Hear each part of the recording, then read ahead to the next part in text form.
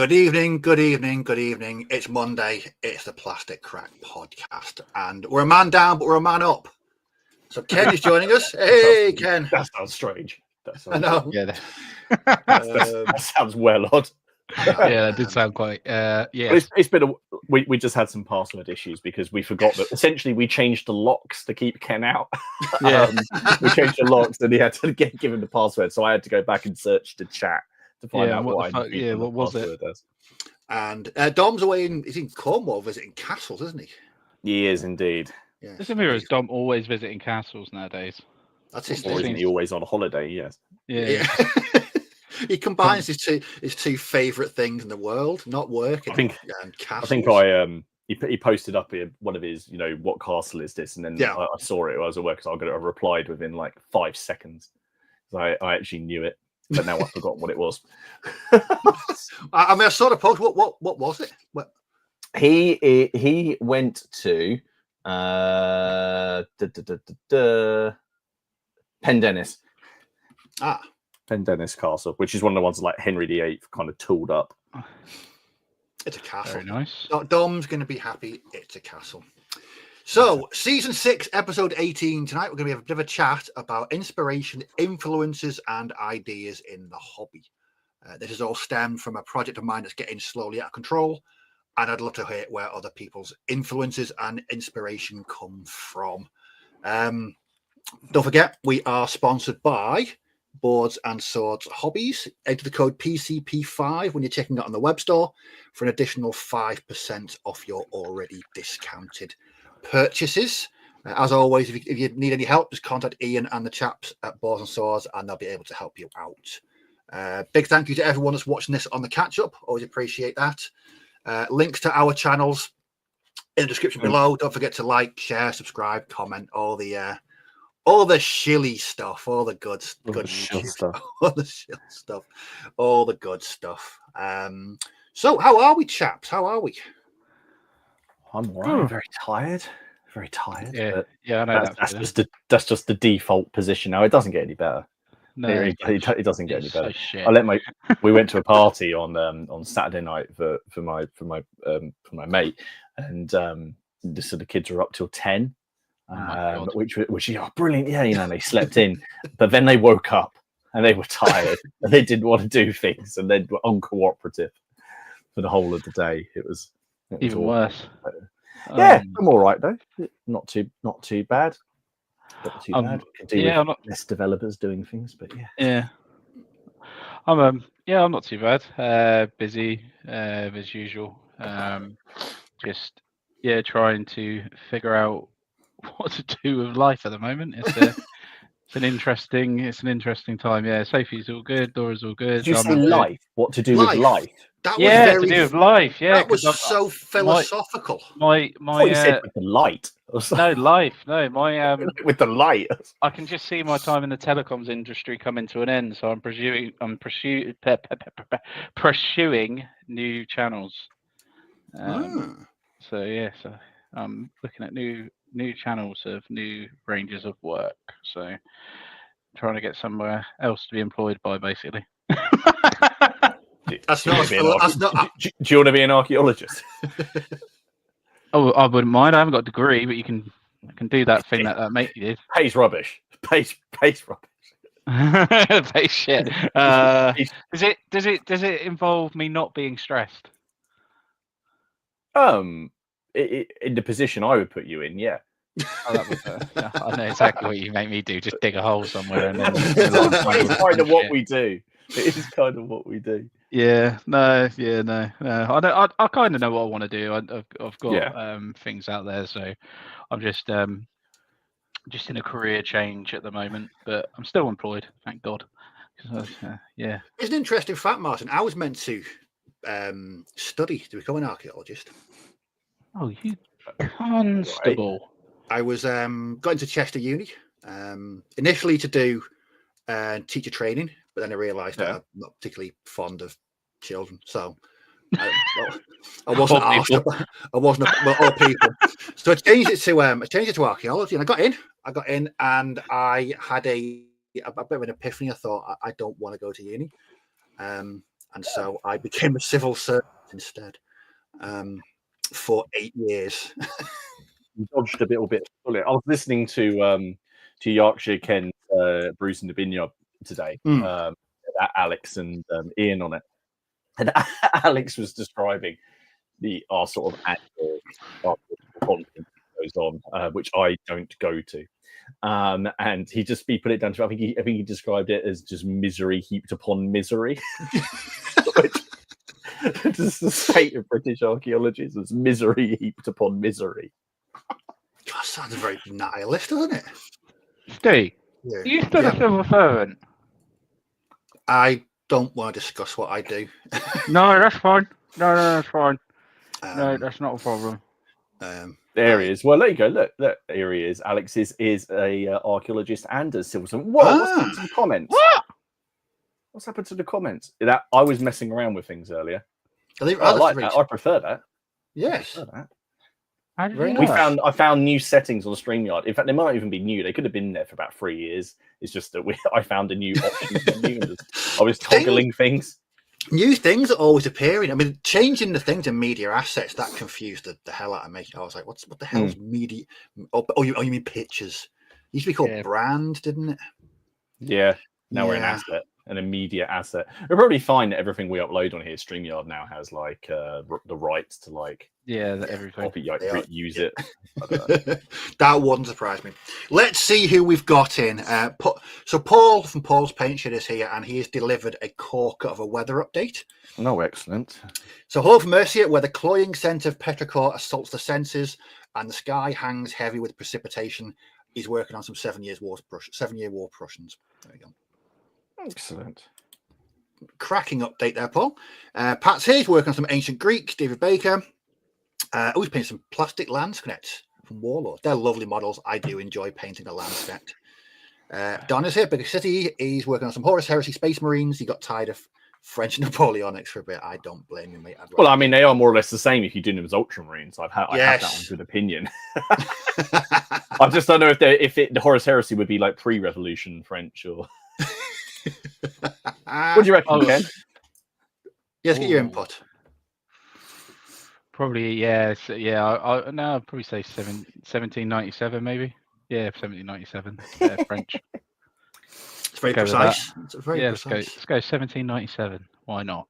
I tell you what I have been doing. That's it's in wargaming. Well, actually, no. We'll leave it till the topic. Okay. It's part of the topic. So no worries.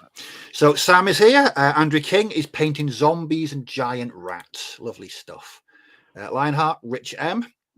Red Steph is painting a bit more epic ACW. You've been painting a lot of those. There's a surprise. A lot of those recently. Yeah, no, you haven't got that many to do. So I have, Steph, just quickly, I have got the whole box painted. The original starter box. I know you were needing some for your game, so feel free to. If I don't take part in the game, or if I do take part, obviously use them either way. You could count however many regiments you get in that box and guns and all that towards your figure total. Hands up! Who thought he was going to sell it? Who thought he was about to sell it? Just dabbling with the truth, Ken. Just dabbling with the truth. So Nick is there. Rich John, he's got a very World War II orientated evening, painting tracks and wheels on 3 half tracks, 3 Greyhounds, 2 Shermans, and a Churchill. That is a lot of wheels, a lot of tracks. Shigos and Sprues, James, he's looking forward to seeing how many purchases Martin will be responsible for tonight. That's yeah, people's wallets better be sort of locked away tonight, because I imagine it's going to be one of the. It's going to be one of a lovely those chap in the comments on my videos the other day who'd found like I think he found one of my Black Powder videos. So he bought like the Black Powder starter. Then he found Dead Man's Hand. And he bought Dead Man's Hand, and then the Hail Caesar battle report went out, and he just emailed me this picture of this stuff he's bought. It's ace. That's I'm sure his bank manager heartily approves of that list. Carl Burks, Mike Schubert from a cold and wettish Western Cape. Grenna Priego, Ed James, 9999 Pardon, good evening all. East Norfolk's Mobile and Hostel. John Sowerby, it's a normal weather in Miami. It's stupidly hot. It's stupidly hot and humid. Spaceships on the painting table tonight. Good stuff. Friends of General Haig, hello Andy, hope you're doing well. Steve Harbour, Dave Benson, Mark Riding, who's going to do that thing in a second. Mozart, hello Jonas. Jonas, Ken was astounded and made up with your Teletubby son that you I was so confused. I was so confused. I just had to explain that beforehand. If I'd have been well, it wasn't if I'd been a nice person, but I probably should have messaged you and going, yeah, by the way, that's what this is. I forgot. Yeah. And you're just like tagged as a Teletubby. Yeah, I'm like, what the fuck? I mean, at least you weren't tagged as a Teletubby. No. Well, I wouldn't. I suppose you were tagged as their god, basically. Yeah, I know. So Sophie's in love with the Teletubbies at the minute, so she's cuddling the Teletubby Teddy. She won't let it go at the minute. It's just quite funny, to be fair. I can't remember which one we had. We had the purple red one. That was kicking around. The red one. The Tinky Winky. Winky. The Poe. Yeah, Tinky Winky is the pink one, purple one. God, it's so depressing, isn't it? I never thought we'd have Teletubbies chat 2 weeks in a row. No, maybe did. I know we've just jumped on. Darren, it's his first time watching live. Show. We'll cope without our leader. We'll be fine. We'll be fine. We'll rebel. We've sent HR on holiday as well, so we're going to be fine for the evening. It's not going to be a problem. Martin's here. Steve Harbour, Storm and Steel Wargaming. Hello, Alex. Bill Dutton. Moggy Makes. Hello, James. He is painting goblins riding frogs, giant toads, toad men, and turkey man tonight. Remember, James has just put together his YouTube channel. Oh yes. So all of the Midgard stuff, all of that is now you're going to see like designers notes. So he's got about 3 videos, and the latest video is about how he does his awesome photos. So if you look for Mugsy Makes, if you just put, I think I put Mugsy Makes photography into YouTube. Because I don't know about you, when I use the link from Facebook, I can never subscribe to stuff. I have to come off of it and go back. No, I have issues with my phone with YouTube sometimes. The Stoic Steve, Nick Games, Pete's Flags, Hello from Sunderland, Shell Shock Scenics, Noosphere, 10mm ogres for his orc and goblin army. Wow. Is that the noise of charging orcs and ogres and goblins, or wow, my eyes are hurting? Yep. Matt Richards, Wargamer of Kent, Lynn Havard, Robin's here, Sam Bennett, Glenn Paints. It's Glenn from Glenn from Warbases. Hey. Before going out on holiday in Cape Verde, giving you a lesson back later this week. Have a great time, Glenn. Have a great time. Glenn, having a holiday. That's a rarity, isn't it? I was about to say, well, yes. I mean, Glenn, who never gets holiday, and look, Dom is on holiday, which is not a rarity. That's not. No, Dom's always on holiday. That's just second nature. Dermot Connolly, Camberwell Johnny, Carson Lambert, Little Legions, Louis Baby, White Stag Miniatures. Hello, James. Carazette, Double Dip, Nathan Fishwick, Trev Hodgkins, Paul Sewell, a very sunny Washington. He's painted some Blood and Plunder English. Oh, nice. Good stuff. Matt Wright, Major Clanger, Red Steph, Basement 1908. Hello, Steve. Wout Hendrickson is here. Old School FRP. I'm just going to do that thing in a minute. I just know it's going to do that thing in a second. It's going to run out. Philip Redman, you've run late. You've missed nothing but Teletubbies chat, Phil. So nothing too important has been missed so far.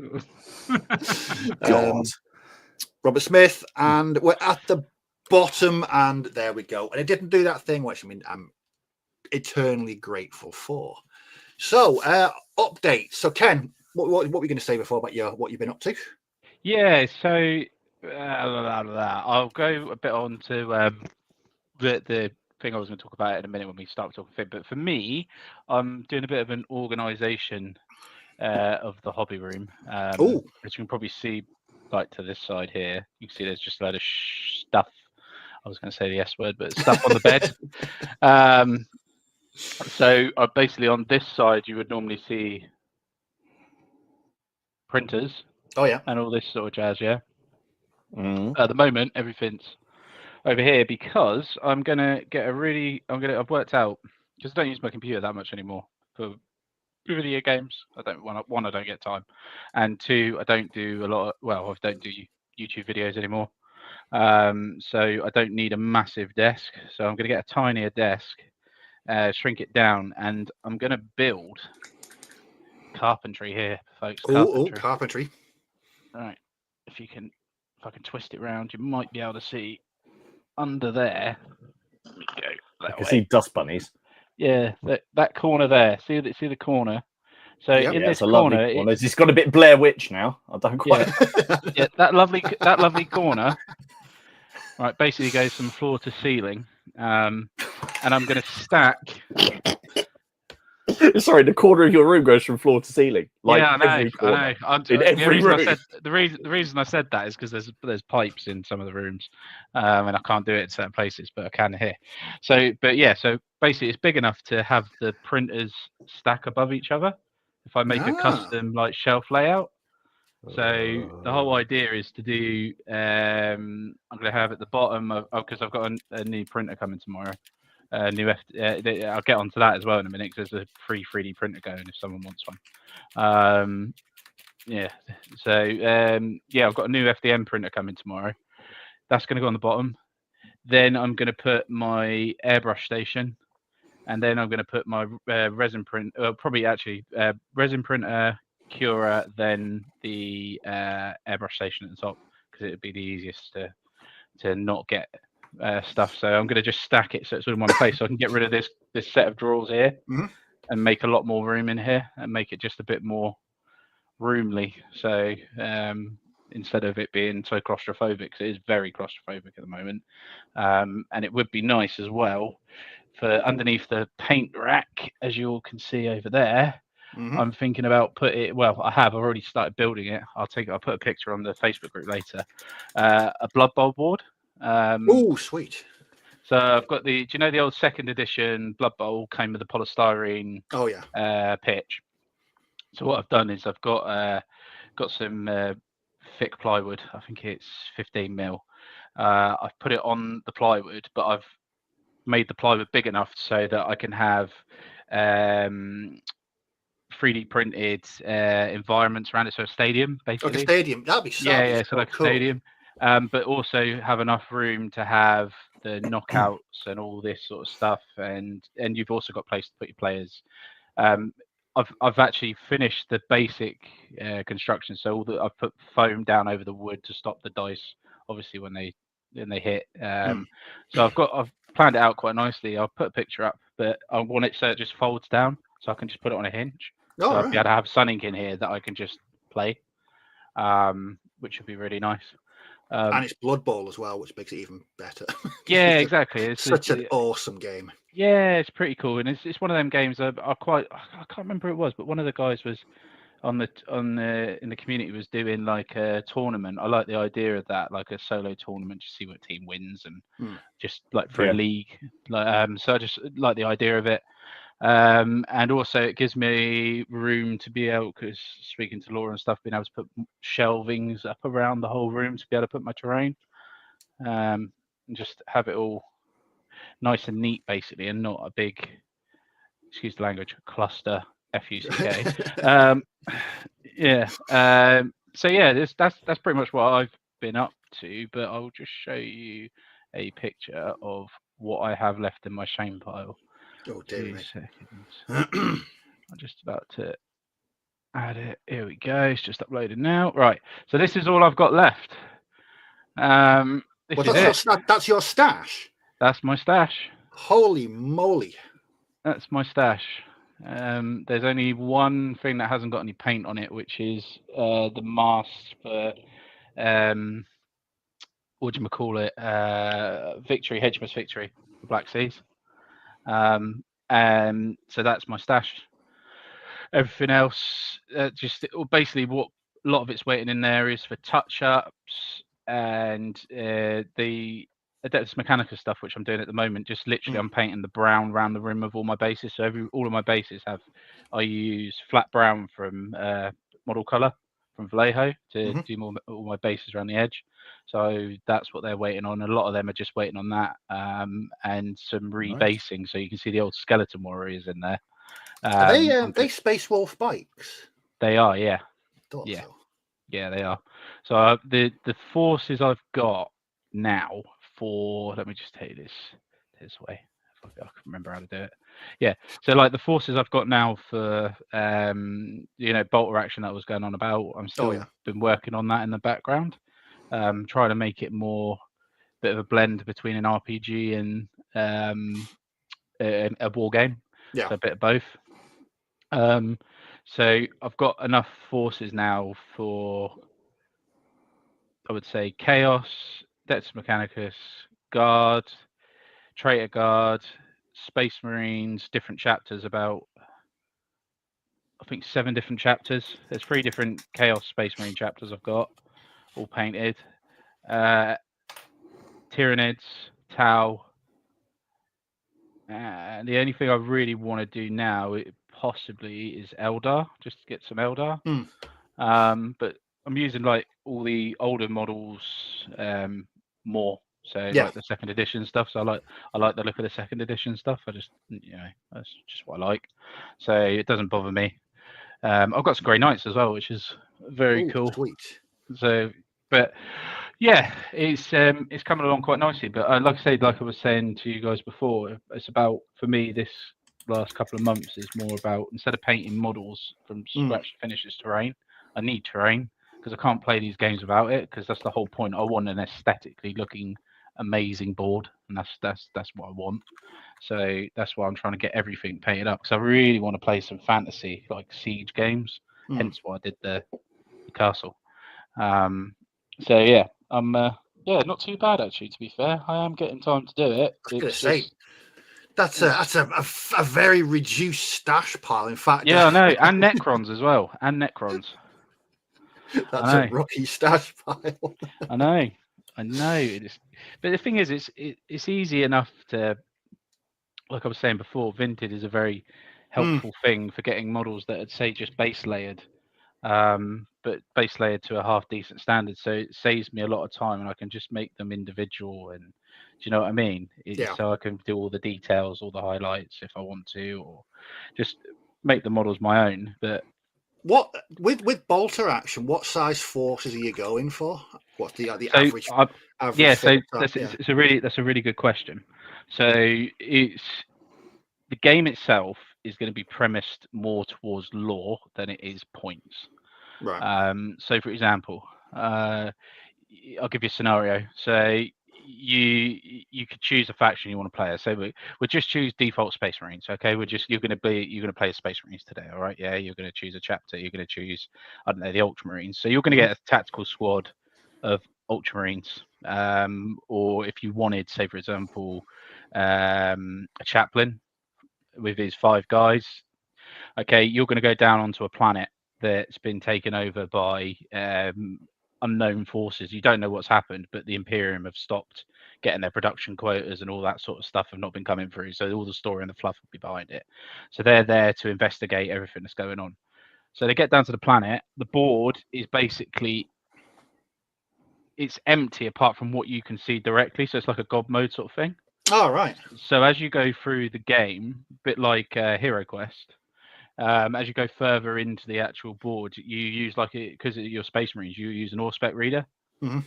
So you'll be scanning, and you'll be picking up enemy movement or not picking up movement, not knowing who they are and stuff like that.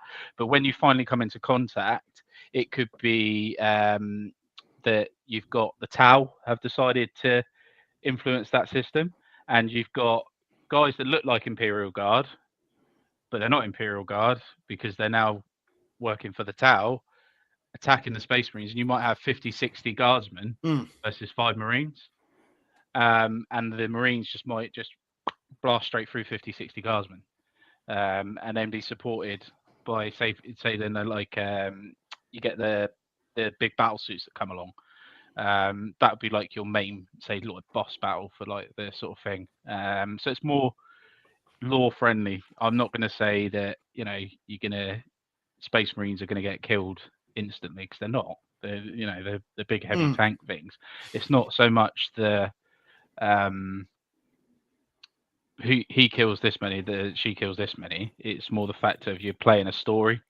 And you it does sound very story in different arcs. Yeah, you can advance it in different arcs. So each decision you make is a different thing. You could land on the planet, and then you could decide, you know what, actually I'm going to leave, and not investigate. And I've got a scenario for that next scenario for something to carry on. So if you decided to do that, it will lead on to something else when you go to the next thing, or you might get, say for example, censured. You'll get censured from Terra, and your chaplain's not available for the next mission. Just stuff like that. Just all leads on to. Yeah, it's like an interesting way of playing. That's how we used to, when we go back in the day where we used to play Rogue Trader. That was what we used to do. It was like I said, more of a role play game. And we used to have small war bands. It was a good narrative way of playing it. Yeah, it's player versus environment, really. I think is the best way to describe it, because you can have two people obviously playing, but I think having a third person, or if you have two people playing, one's gonna be the baddies, narrate and plus narrator, and the other person obviously be whoever. You could choose to be chaos, for example, if you wanted a chaos legion, and you go and storm an imperial world with a load of guard, and you want to corrupt them. That's another storyline you can go down. Same with Tau. Yeah. So yeah, it's getting there. It's complex, but it's not complex. It's just in depth. I'm trying to go in depth with it. I'm trying to make it a story rather than just a game. Are you just Carl asked where can you get the bolt track? Is it just bolt action? No. Obviously. Yeah, no, it's a mixture of probably, I would say, 2 to 3 different rule sets and an RPG element. At the moment, they're not available, but I will make them available probably in the next 6 months once I'm happy with playtesting where it is. So yeah, there's another reason for me to get the terrain, but it's all about the story, and that's what a lot of my stuff is now. It's all about narrative for me. I'm not bothered about points anymore at all. I really don't care. I just want to have a really good in-depth game where I can really sink myself into and be there. Same with historicals. That's why I always say to Martin, I love Operation Squad. I think that's such a good game because it is so good for individual movement, and you just feel like you're there, and it's just it's so good. Good. But yeah, sorry, I've been chatting too long. No, that's nice to hear. Like James said, good to see Ken loving the project again. Yeah. So no, it's good. Always good. And again, inspiration, influence. It's all good.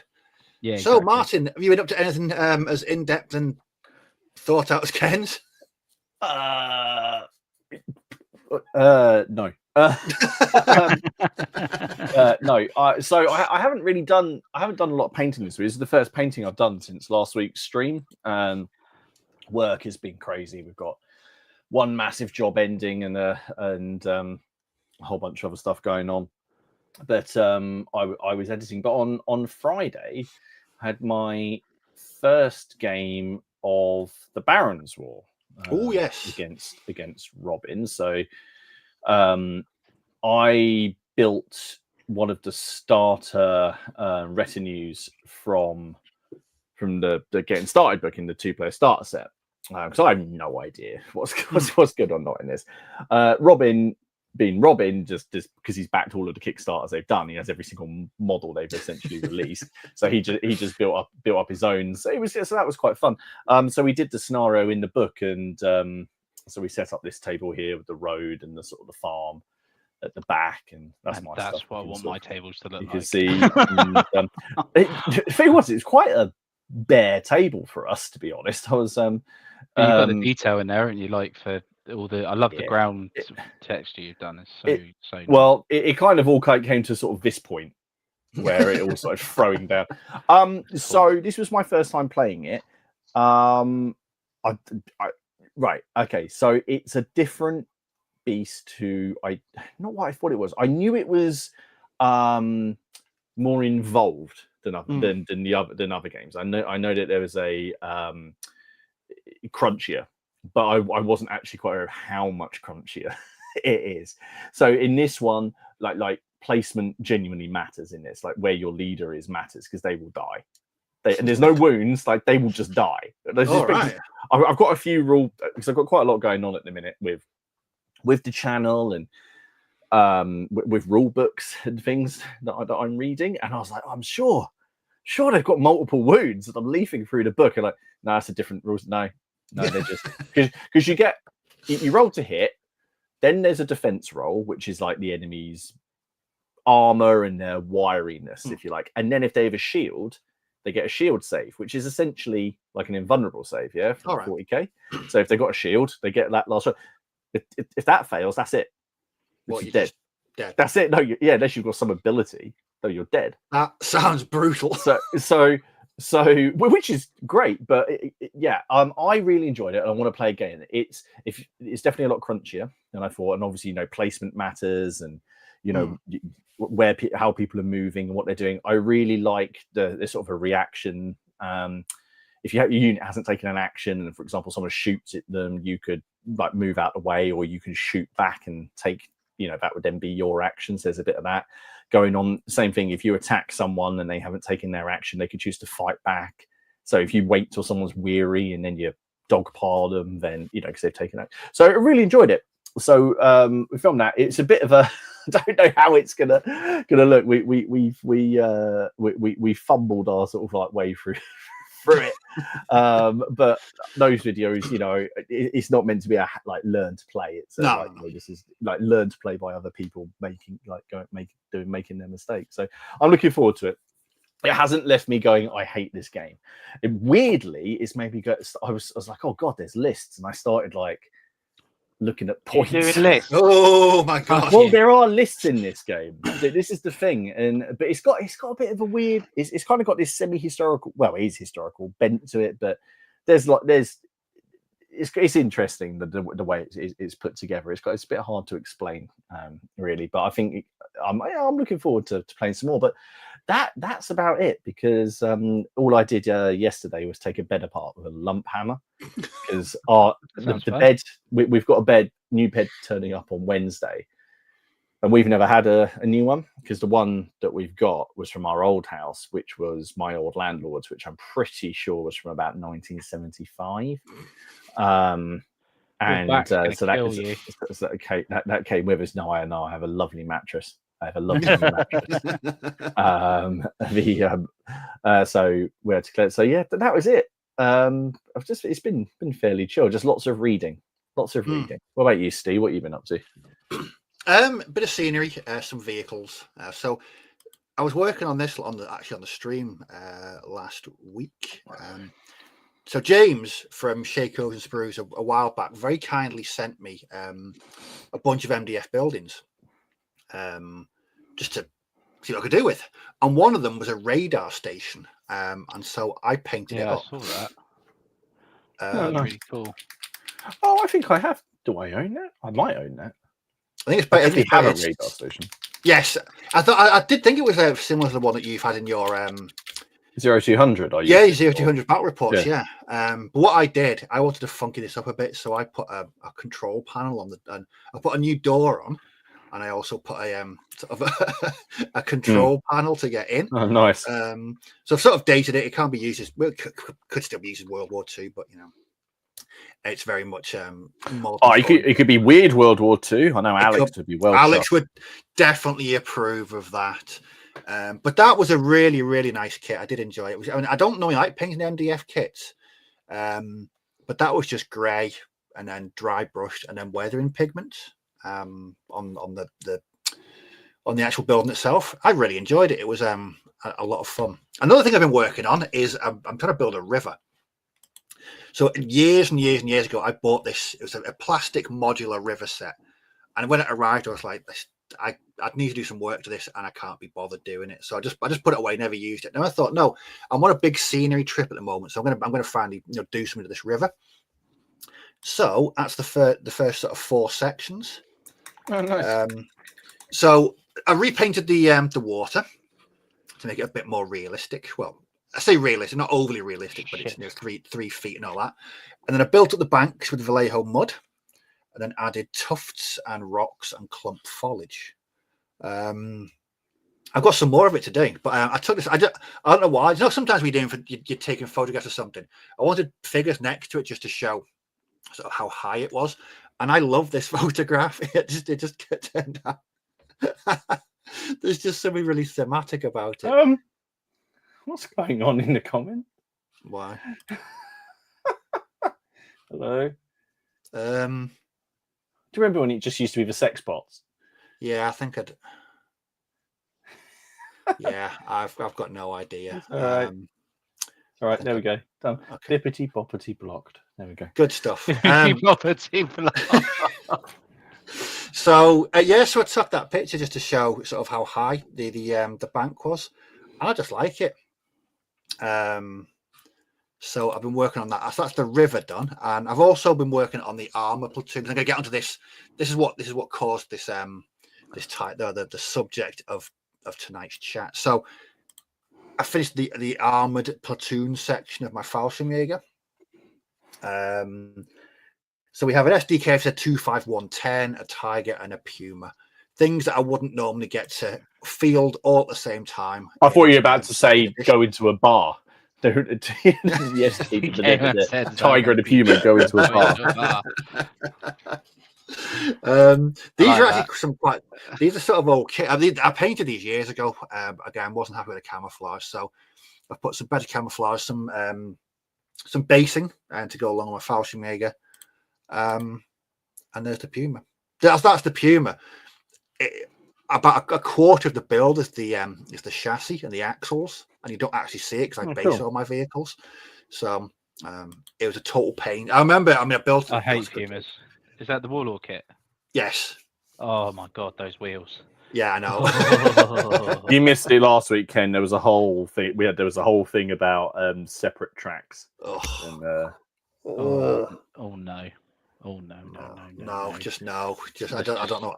I don't know why they're a thing. They're just painful, isn't it? It is painful. It is painful. That's what I'm up to. So I'm working on more Fallschirmjäger at the moment. I'm flying through them, and I'm loving the basing that I'm putting on these chaps as well. So that's where I'm up to. But it's just got totally out of control.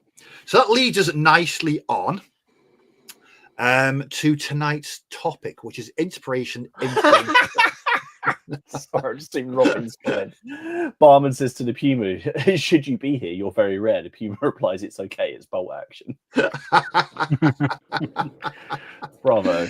Oh, dearie me. Very well. I can't argue with that.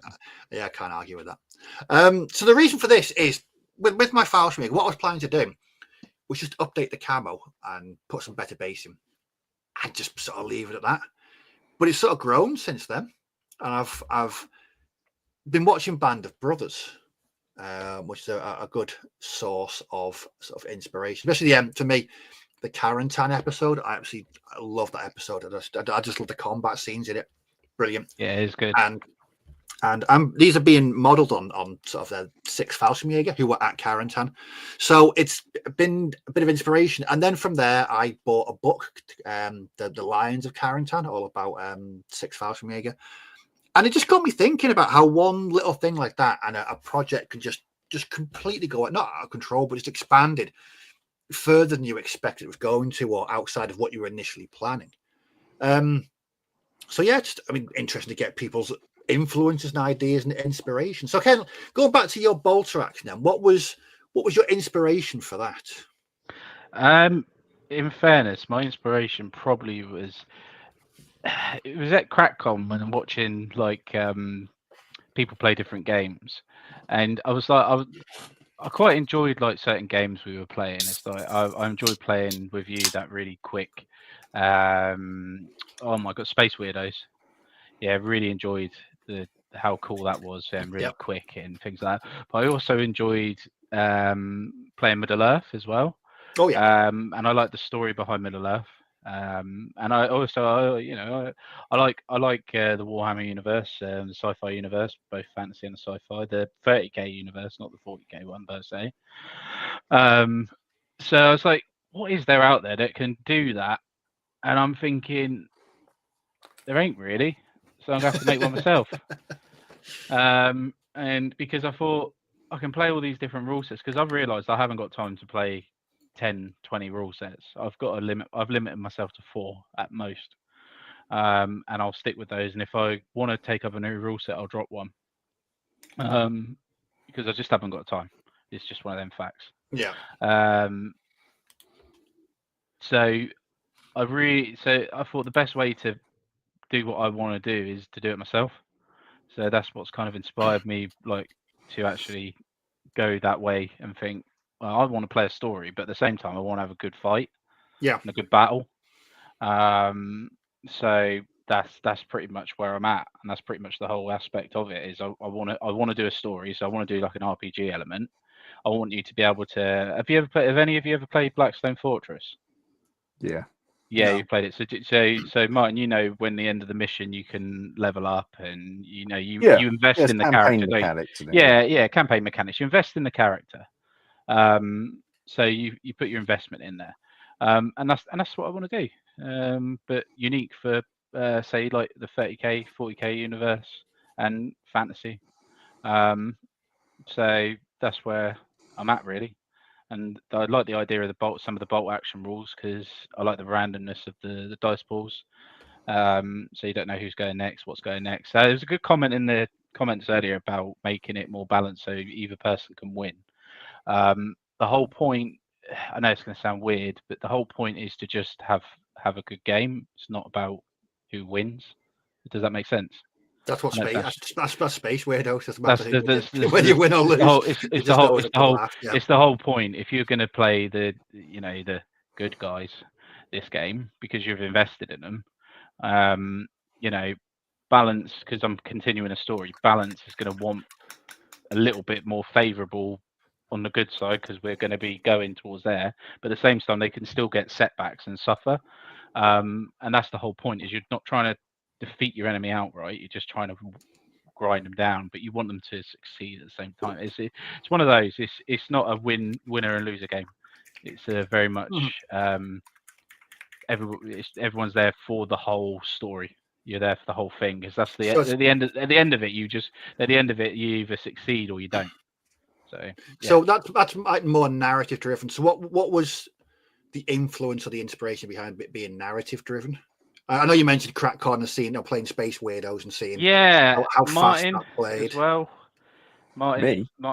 Martin, a little bit behind that because when I played with him the first time, it was more let's just get them on the table. It doesn't matter what was what. Before I was very much this is 2,000 points. You got to have 2,000 points, and then we'll just put everything down and play.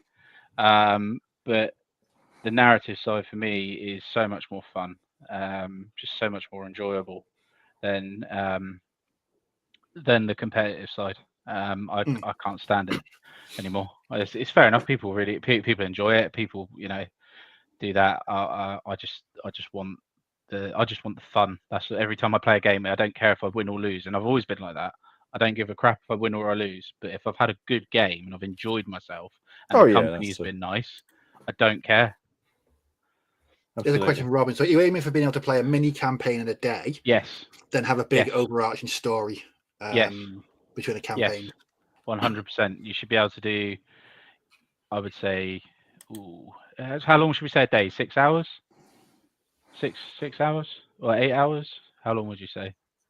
6 hours. For me, it'd be six hours. So say 6. Yeah.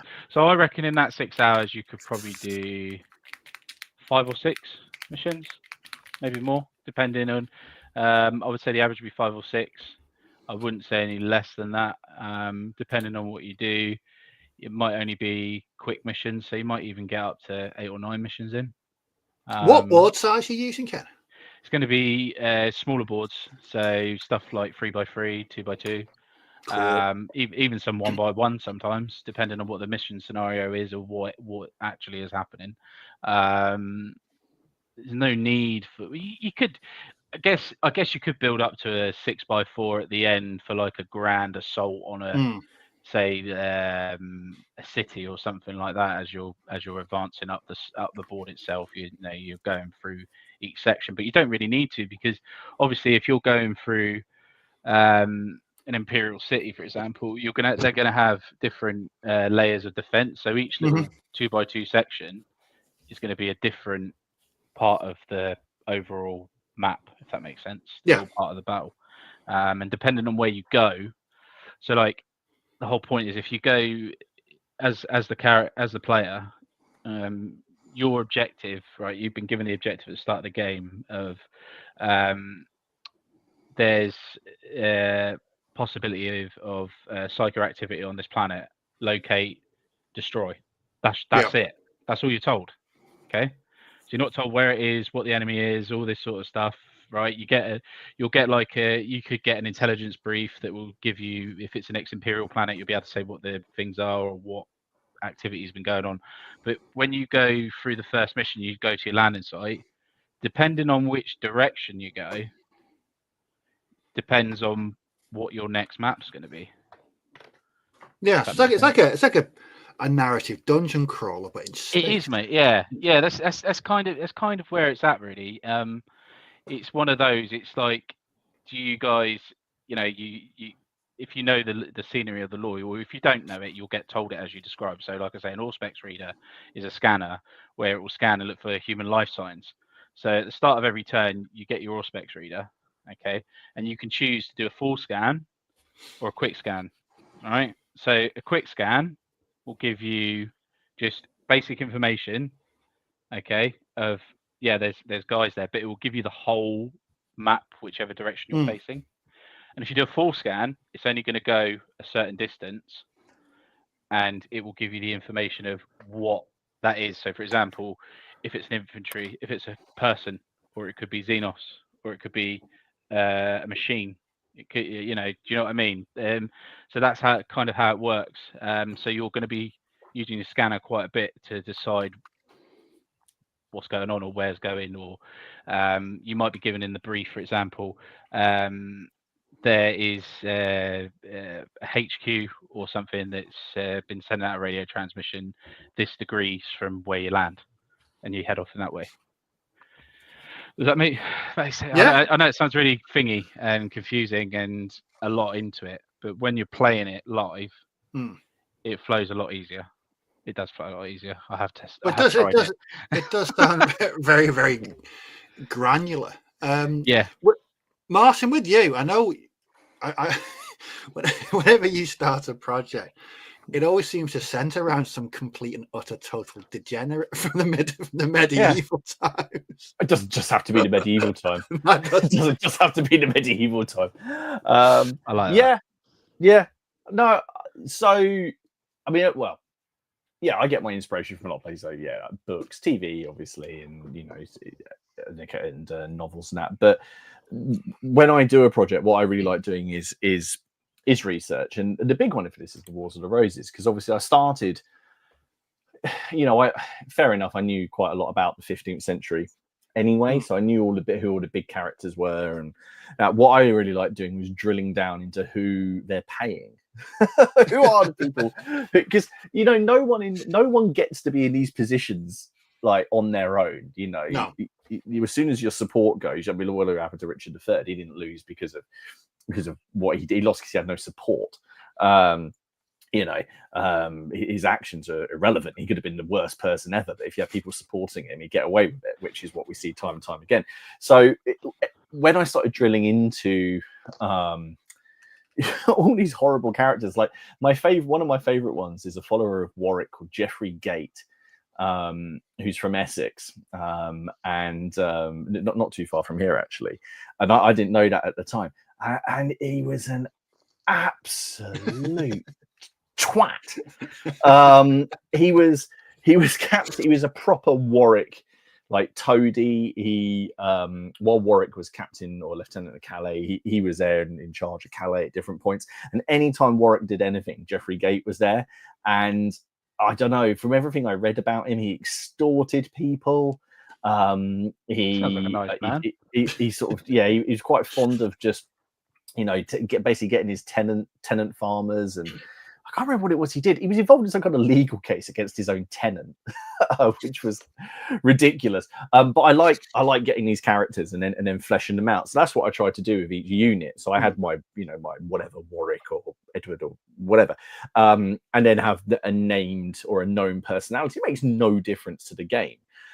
It's still just a dude in armor. But I like adding that bit of personality, and it really inspired me, and especially then if you can get little things onto the bases. So another good example is William Herbert, who was killed at the Battle of Edgecote. But in the Battle of Edgecote, he fought with his brother, and there's a description of the battle. Okay, it was written probably about 60 years after the battle, about his brother basically chopped his way through the enemy army and then turned around and came back, a bit like Spears. Yeah, in Bastogne or whatever it is, where Foy? Yeah. So what he does in that battle, essentially, Richard Herbert did with a poleaxe in the Battle of Edgecote. I mean, the thing is, at the end, he was captured and had his head cut off. But for the base, that inspired me. So on that command base, I've got them both. I've got both brothers, and I modelled them, and then I based it on the Graham Turner painting. And Graham Turner's paintings are just inspiration in themselves. But I have two sets of command flags. You've got two people in similar livery, but I made sure that I found like the biggest poleaxe to give this guy. With the Crusades, when I started reading about the horrible cannibal unit, Tapers, that were I've still made the guy up. I haven't painted him yet because you gave me the weapon. Yeah, because they were allegedly led by a Norman knight wielding a scythe. Why would you not want to make that? Who even cares if that's true at that point? Like the fact that the Tapers, they went into battle like barefoot with clubs, and then ate people. But although the thing about them eating people, I think might have been more to do with the fact that the Crusader army at points was starving. And a lot of the stories of the Tapers come from the Seljuk perspective.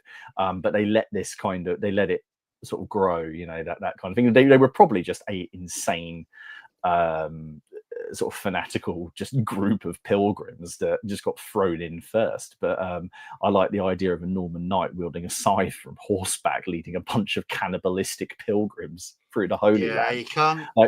It's when you hear stuff like that, that's cool. So another example for my the Napoleonic stuff was doing the Swiss regiment, who were just massacred on the bridge.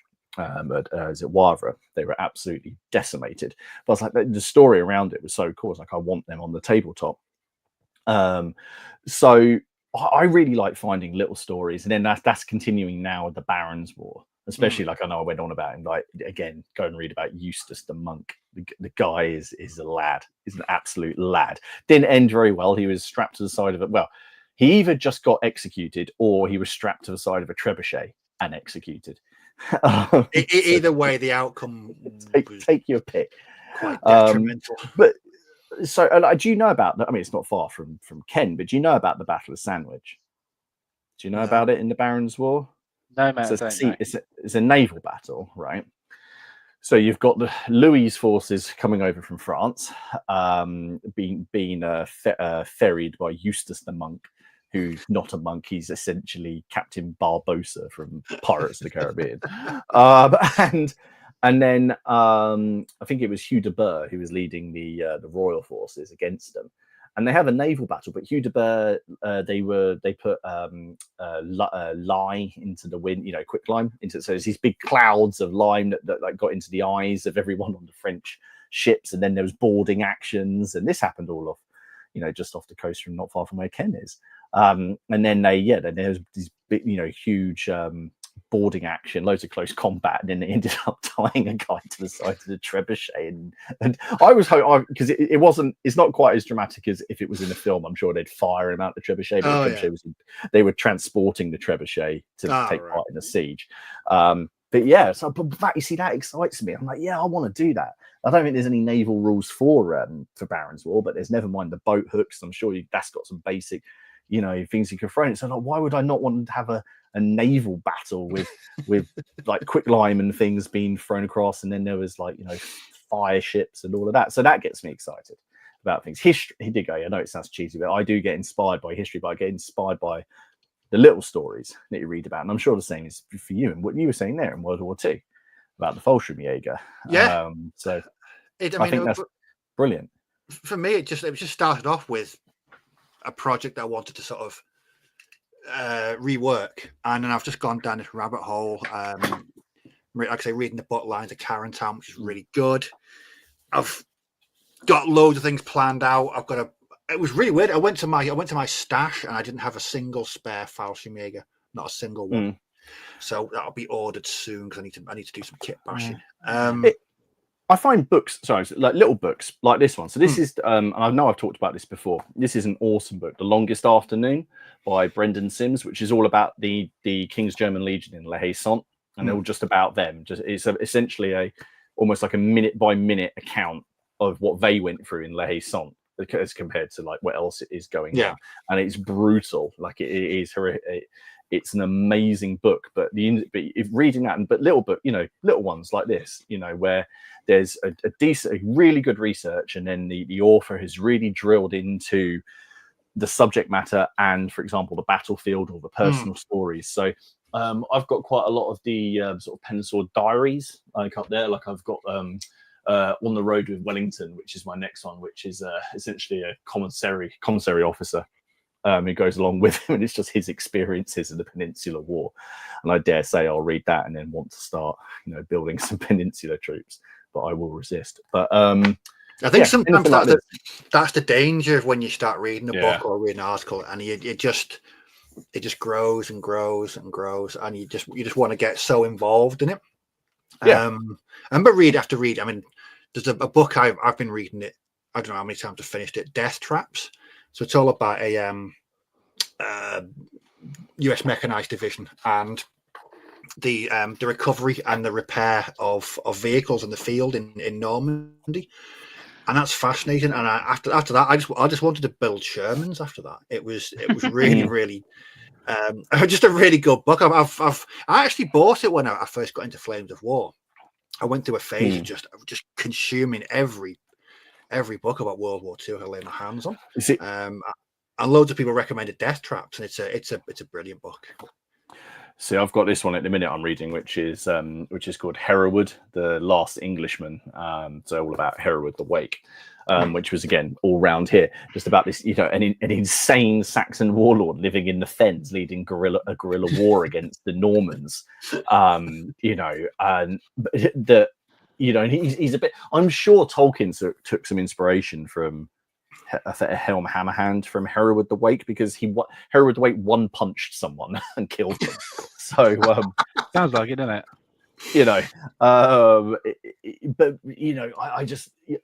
I really enjoy just really drilling into like local histories, and that's the thing with my Great Northern War. It was the same, although that was a little bit more. That kind of evolved out of speaking to Robin a little bit too much. This is the issue is that I don't have anyone near me that says no, I'm not interested in doing that. Where I really wish I did. So I said to Robin, I was like, oh, look at the great, I quite fancy Great Northern War, and I think he was the one. I was like, well, I quite fancy something like that. Who are you thinking? I was like, well, I quite fancy the Russians, because I've never done Russians for anything. And I was like, they've got quite a large variety of uniforms. So I'm not going to get bogged down in stuff. And, you can have whites, yellows, greens, whatever. Plus, they have some absolutely ludicrous generals who are all just awful people. And then he's done the Saxons with King or Augustus, who's just I mean, his tactic was to lose. That was his general tactic. And then one day he woke up. I think I'm quoting. What was it? I can't remember what the History Channel is. But then basically he just went to bed one night, had a dream, woke up and decided to win, and then started winning battles after that. But I just really like the stories, like all of the battles in the Great Northern War. There's such a wide variety. I think everybody thinks the Great Northern War, and they automatically think of like I guess when people do think of Russia, that they think snow, wilderness, and that. But like I said to you, there's a naval action across, like naval landings at Charles XII did with a teeny tiny army against the Russians. In a naval landing in a snowstorm, with him running up a beach. Then you got another battle where the Swedes have this flotilla. I think I sent you guys the picture, didn't I, of because they were talking about floating cannon. Yes, you did. And in my head, I thought, oh, that's just going to be, a raft with a cannon on it, right? It's not. It's like a fucking aircraft carrier. It had tents on it. There were mortars on it. I've got this book on the Russians, which I've been reading. I had to show this, and I want someone to make a model of this, or I'm going to have to convert it. There's a cannon. I think it's a 12-pounder, and it's got 2 mortars strapped either side of the main barrel. It's got 2 mortars. It's like the Ed 209 of the Great Northern War. It's amazing. It's fantastic. Someone needs to make that. I'll try and find a picture of it, because I to begin with I couldn't work out what it was. Are they lamps? I thought maybe they were lamps or something. I was like, no, they were mortars that were just connected to the side of this cannon. It's amazing. It didn't catch on. I can't believe that the carriage just didn't blow itself apart. I was going to say, I can't imagine that would end. I mean, I guess if it was going to be anyone, it was going to be Russian. But that's we'll see it from there. But yeah, anyway, there we go. Yeah, that's it. I just lots of reading, but I like the little stories. And I think if I did more World War II, I would want to do it the way you do it, and really, get into like an individual unit or even an individual platoon's action. Yes, I think in a much larger battle. No, I mean, like I said, I've really enjoyed this so far. It's been a while because I've not really worked on Baltax or World War II for a while, actually. So to get really enthused about this what I'm working on at the moment, I'm really enjoying it. Like I say, lots of reading. The book I'm reading, The Lions of Carentan, so far it's a really who's the author? I can't remember. I got it. The thing is, I got mine on Kindle for £2. The hardback version is 26. So I always try and get Kindle books where I can, because I'm running out of space anyway. But no, just putting Lions of Carentan, and it's great book. See, this is a strange thing. I've got nothing against ebooks whatsoever, right? And I use it quite a lot. When it comes to wargaming and my rule book, like I like having a rule book, but for my research and all of that, I always go physical books. I don't know why. I have PDFs as well. I have so many. I've got folder after folder of journal articles and that all the ones where even down, that 400-page one about, what the barber in York was wearing in 1463. I printed it. I have the whole thing printed and bound. And I could just search it, but no, I don't know what it is for research. I always I just like printing out physical stuff. I don't know why. It's weird. Strange. I'll tell you another thing about stories is even fiction. So for me at the moment, what I'm reading, I'm on the 5th book of the series at the moment. They're just about to finish it.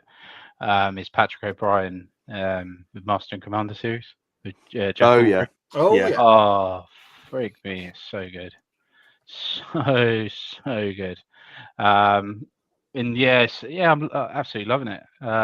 It's obviously it's lighting a fire for naval action, say windy boats, but I can't put these books down. Like I say, I'm on the 5th. I've got all 20, because you know what I'm like. I'll buy them cheap on Vinted off somebody. So I'm moving on to the 6th soon, and I just can't wait.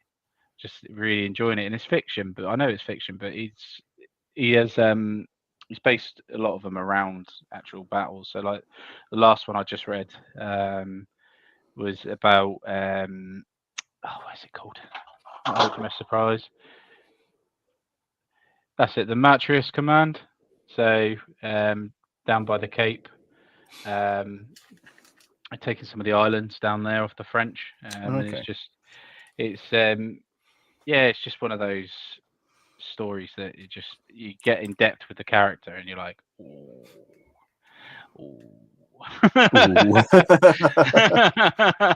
you're like, I might need to do this, and then you're like, I could paint a ship like HMS Surprise. I could paint a ship like HMS. I could do this. I could do that. And to be fair, I even went out and bought both sets of all the acrylic pens. just to be able to do the ships. So I've got both sets here. You're doing the rigging? Yeah, I'll do the rigging. Yeah, I'll do the rigging. I won't do it properly. I won't do it completely. I'll do basic, but I will do it. But yeah, it's so good. When I did Cornwall though, he's a bastard for that. It's making you want to do new projects from fiction. Oh shit! When I did the rigging on my Black Sea ships, that inspired me never to ever do the rigging on Black Sea ships ever again. Yeah, you lot talking about doing the rigging inspired me never to do the rigging or pick one up. It's probably the closest I've ever come to turning into Basil Fawlty. It's not a fun exercise, but it's worth it. No, I did 2, and they looked okay from 3 feet away, but up close they were just. I don't know. I know you see people and they just do it like they're knitting, and it's just done. So yeah, that was my inspiration, was to never ever try and rig one of those ships ever again, because it was just not good for my brain. It's an interesting thing from Steve. Studies show you retain more information reading from paper rather than a screen. That's interesting. It's interesting. I don't know. I mean, sometimes you can only really get. I mean, I'm not going to pay £26 for a book. No. Yeah, but I don't see. I'm the opposite to you, right? If I'm going to read, I'll read a book. I don't read off an ebook. I can't stand it. Hate it. I've got to have the physical book. I have to have that paper. Looking at that paper, I don't know why. It's so weird. I just can't concentrate long enough to do it. For years, I was like that. I was like, I'm not owning a Kindle. It's not a proper book. It's just not the same. And then I ended up getting one, and I've bought quite a few ebooks. I've got one, but I just don't use it. I just put it down. I'm like, no, I don't know. You know what I'm like for a bargain as well. I love a bargain, so it'd be easier for me to get ebooks. But no, I can't get on with it. It's really strange. Well, Ken, I think you've inspired me to watch Master and Commander again this week. Oh, do you know what, mate? Do you know what? I've watched it twice in the last 3 weeks, and it is great. I can tell you that it is great. I'll tell you what I watched last night. I watched that Predator: Killer of Killers. Oh, I haven't watched that yet. The new animated thing. Yeah. And I genuinely really enjoyed it. If you ever want to see, I never knew that I needed to see a Predator uppercut a Viking berserker into a roof beam, smashing his head to pieces, but apparently last night I needed to see that. Also, you needed to see that. I mean, it's by the guy who did Prey, and I know Prey. Yeah. I think people either loved it or hate it. I like Prey. I like Prey. Yeah, I like Prey. So it's the same guy, and it's the same one who's doing the Badlands thing. But it does link to some of the other films, not just Prey. It does link to the first one and some of the other ones. But there was also there's 3 different stories. Like the first story is set in the Viking Age. The second story is set in with the samurai, and then the third story is set in World War II in a dogfight. So you get to see a Predator dogfighting, which was pretty cool. I quite enjoyed that. Because that's something not really seen for, even in the comics. They haven't really done that. So his ship sort of shoots spears and chains and stuff. I really enjoyed it. I really did. I don't know why. I was just like, it was, some animated stuff can be really good. I like the animated Starship Troopers. Do you remember the animated Troopers? I think you kind of. It's just another form of media, and I like loads of animation. Don't be wrong; there can be some crap ones, just like there can be some crap films. Yeah, but yeah. Ooh, That's Lord of the Rings. The animated Lord of the Rings, whatever it's called. The Rankin and Bass one? Yeah, the old one. Yeah. I've got it kicking around somewhere. Terrified me as a child. Absolutely scared the shit out of me. We watched that when I was in junior school. We watched that. That's another interesting thing.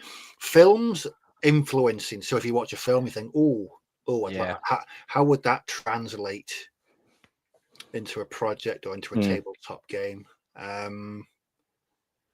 It'd be. I mean, I will admit, the other week when I watched Black Hawk Down for about the 50 millionth time, You do like that, don't you? You used to watch Absolutely that a lot. stunningly good film. I just enjoy it. It's just a great film. But again, I've never really had an interest in like actual modern Somalia, yeah.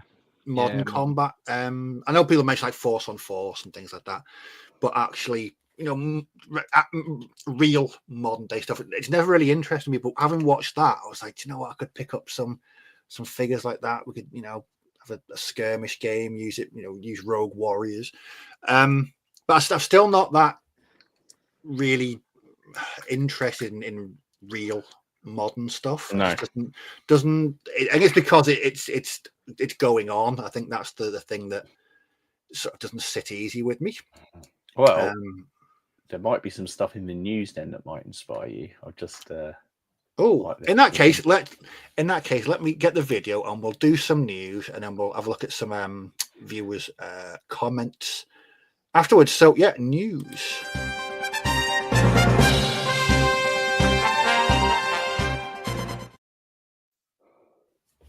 Have you got any? I've got none. No. You. I do. That's good then. That's good. I do have news. So I think the first big news is that all of the CrackCon money is in, and cool. Dom and I think have handed control of the spreadsheet over to Hayley, which so you might restart if you're coming to CrackCon, you might start receiving emails and messages and things well in advance because she's actually organised. But no, it's looking good. So we'll start having a bit more info on each of the games that's being played each week, which is going to be very cool. So I'll put up some more about that stuff. What is in the news? So I saw this came up. So this is from Medbury Miniatures. And Adventure Miniatures. They're doing a Kickstarter for STLs for the Australians, looking at the the New Guinea campaign. No, because I know a lot of people really like Medbury. They really like their medieval stuff that they do. I know Dom's a big fan, isn't he? Yeah, he is. So that's coming soon. Sort of surprised me actually, to be honest. But I don't know how. Again, you guys will know way more about World War II than me, so I don't know how prevalent this is to be gamed. But yeah, if you like that theatre, yeah, 100%. Yeah, that's on the way. So that'll be interesting. So now the Perrys. So the Perrys are releasing their Spanish gorillas, which are originally it was going to be a couple of sprues in each box of Spanish line or whatever Spanish they were doing, and they've now decided to go a different way, and they're just releasing, I think, a big box of these frames, which are essentially almost conversion frames that you could mix with so many other models that they've got. So you could you could mix them with French models, so they've nicked French kit. And basically anything you like. I think people are really excited, and they're going to release another battle in the box. Oh, are they? Yes, but on a smaller scale than last time. So I think it'll be good for something like Sharp Practice or the Saga, not Saga one. What the hell is it? Shakos and Bayonets. Yeah, that's it. And it's going to have essentially, I think about 60 Spanish guerrillas and about 40 French in there. So you can have you could play, some kind of Sharp Practice, skirmish warfare kind of thing. And it might even have some rules in it. So that's going to be on the way as well. What would be really nice is if they chucked one of those nice buildings in there as well, or that new Renedra windmill. That would be very cool if they chuck that in as well. So that is on the way. Over at Warlord, they've been showing off more of the new Conflict 47. Oh, yes. So here we go. Here is that. I don't know what it is, but I'm going to go with it. Looks German. It looks German. I think a lot of these are plastic kits. I know this is a plastic kit. The shoulder-mounted Panzerfaust on the other one. Oh, what, on that one? Yeah. Oh, yeah. I didn't even notice that. I did enjoy this when we played this. like I said, it was the best version of bolt action I've played. It's getting a bigger overhaul than I actually thought. They've completely gone through the I thought he was mechanics. dead, to be fair. Well, to be fair, they've really gone for it, and I think now because before I think a general feeling about it was that it's bolt action with a couple of extra units, tagged on, but the majority of it is still that. I think they're trying very hard to get away from that. Yes, and you won't see that many things that you recognize necessarily. I don't know. Like, do you reckon? I don't recognize more weird that, war sort of stuff. Yeah. Yeah. Whoa, yeah. Like I say, I enjoyed it. I liked some of the mechanics that were in it. And like I said, my big thing about it was reactions, and I just thought, to be fair, if I play bolt action, if I ever play it again, I'm going to use the reactions that are in bolt action. I still don't understand, because that's still not a thing in bolt action. I still don't understand why. And then you got these chaps. I thought these were cool. So I don't know whether all of these are plastic. I know some are plastic. They're new resin. I'm assuming some are going to be Warlord resin. I know Warlord confirmed on a post that a lot of the big mech things are going to be plastic, which really, really did surprise me. I was quite shocked by that. I thought we were going to be back to resin and metal. Yeah. Well, it's interesting. I'm going to see how that one sort of progresses. Sounds like the expert will be more plastics and quarterly releases. If they're going to put into plastics, it'll be a big release. They're going to be pumping. They'll push it hard. Absolutely. Speaking of plastics, do you remember Wargames Atlantic previewed their Age of Reason stuff? That's the sort of revolution. Oh yeah. There's now some pictures of their stuff painted up. So here are some British foot grenadiers, which are very nice. And then here are some Minutemen. Oh, cool! Very nice as well. Very cool. I mean, they're just pumping stuff out. I went to Miniature Kingdoms the other day, and the shop in Ely, and I was chatting to Lee, who runs it. And if you're ever that way, do go and pop in, because it's an absolute treasure trove of stuff. And as I probably go in there maybe once every couple of months.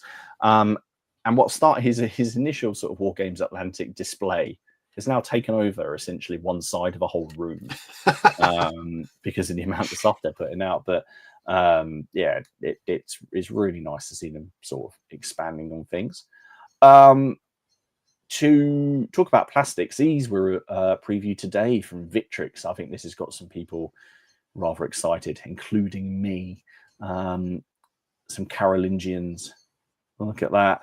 Oh yeah, so yeah. How cool are they? Nice, they do, Carolingians. So I did. There was someone in the comments that was going on about the choice of helmets and that, but Victrix being Victrix, they'll give you about 50 different heads on each sprue. So I think they've gone with some, because there's a lot of the artwork, a lot of art that depicts them with a certain type of helmet, which they said that they didn't actually have, and they didn't have the I've forgotten what it's called, but like the chainmail face mask. I've forgotten the name for it, but that could just don't use that head. Just don't use that head. But really nice. Obviously they're putting these out in support with Pillage. These are one of the starting armies for that, which is going on pre-order on Friday, I believe, for the book and everything. So all of these things, and I know they've got some big plans as well. John was not here this week, so the next thing I'm putting up is kind of pointless, really. But I put it up for him, and it is Age of Sigmar. Do you remember we were talking? Do you remember we were talking about Spearhead, and he wanted to know? Oh yeah. And he never will, but he almost sounded interested. Like he was actually the way it's played, like the idea of it. Anyway, there's a new Blades of Khorne one, and I thought it's essentially a lot of Warhounds with some beast mastery guys, and that's it. So this is the idea of this, right? If I've got this right, is that, but that's it. That box is what you play with. You don't add anything, you don't take anything out. That is what you play with, and that is the army. That's it. And then your opponent buys another Spearhead, and that's it. There's no tarting around with equipment or anything like that. See, that kind of takes that list building aspect out of it, and I do like that approach. I mean, Combat Patrol to a degree, I was interested, but this Spearhead, I know Ken, the eccentric man, he vowed he was never going to play workshop games ever again. Sorry, my mistake, Robin. They're flesh hounds. I think Flesh. they're not warhounds, flesh hounds. But I know him and some of the chaps from Lost Art Games. They're playing it might be a Spearhead campaign, but they are painting up Spearhead boxes. And I just love the idea of you get that box and that's it. It's all in there. There's nothing to be added. It's just all in that one box. I think it's a really smart idea. Ken, do you like that idea?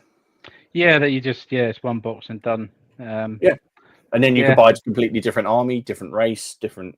Like I know I think the Giants is just 3 Giants. It's just 3 Giants, and then so the next model again is Age of Sigmar, and it's a new Khorne character.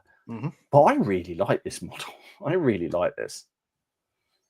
It just looks like a good old. That could be metal, and it would be better if it was metal.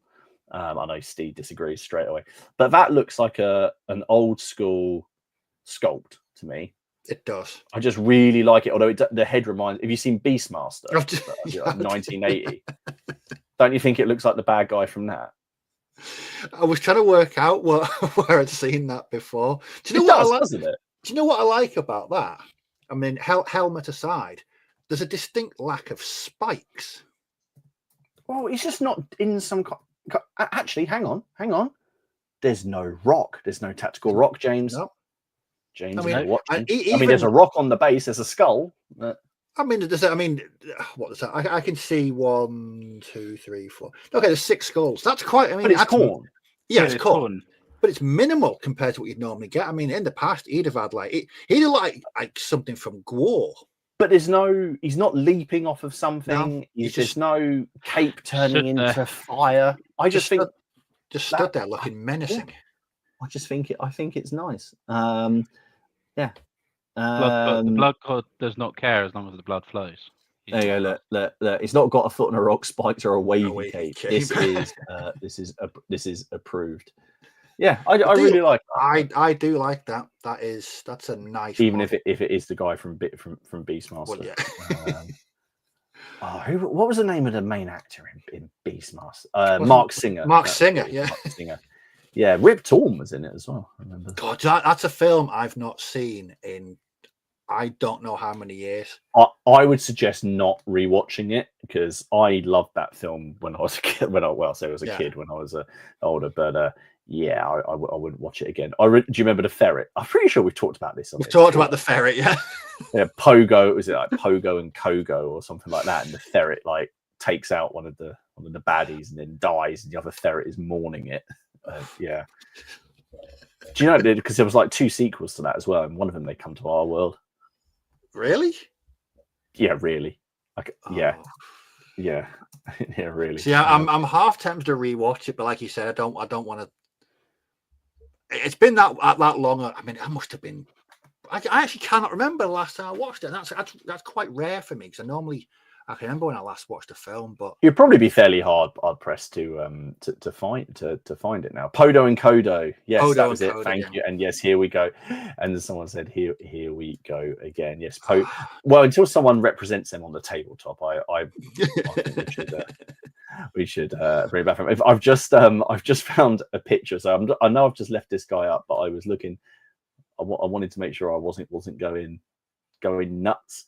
Hang on a second. There he is.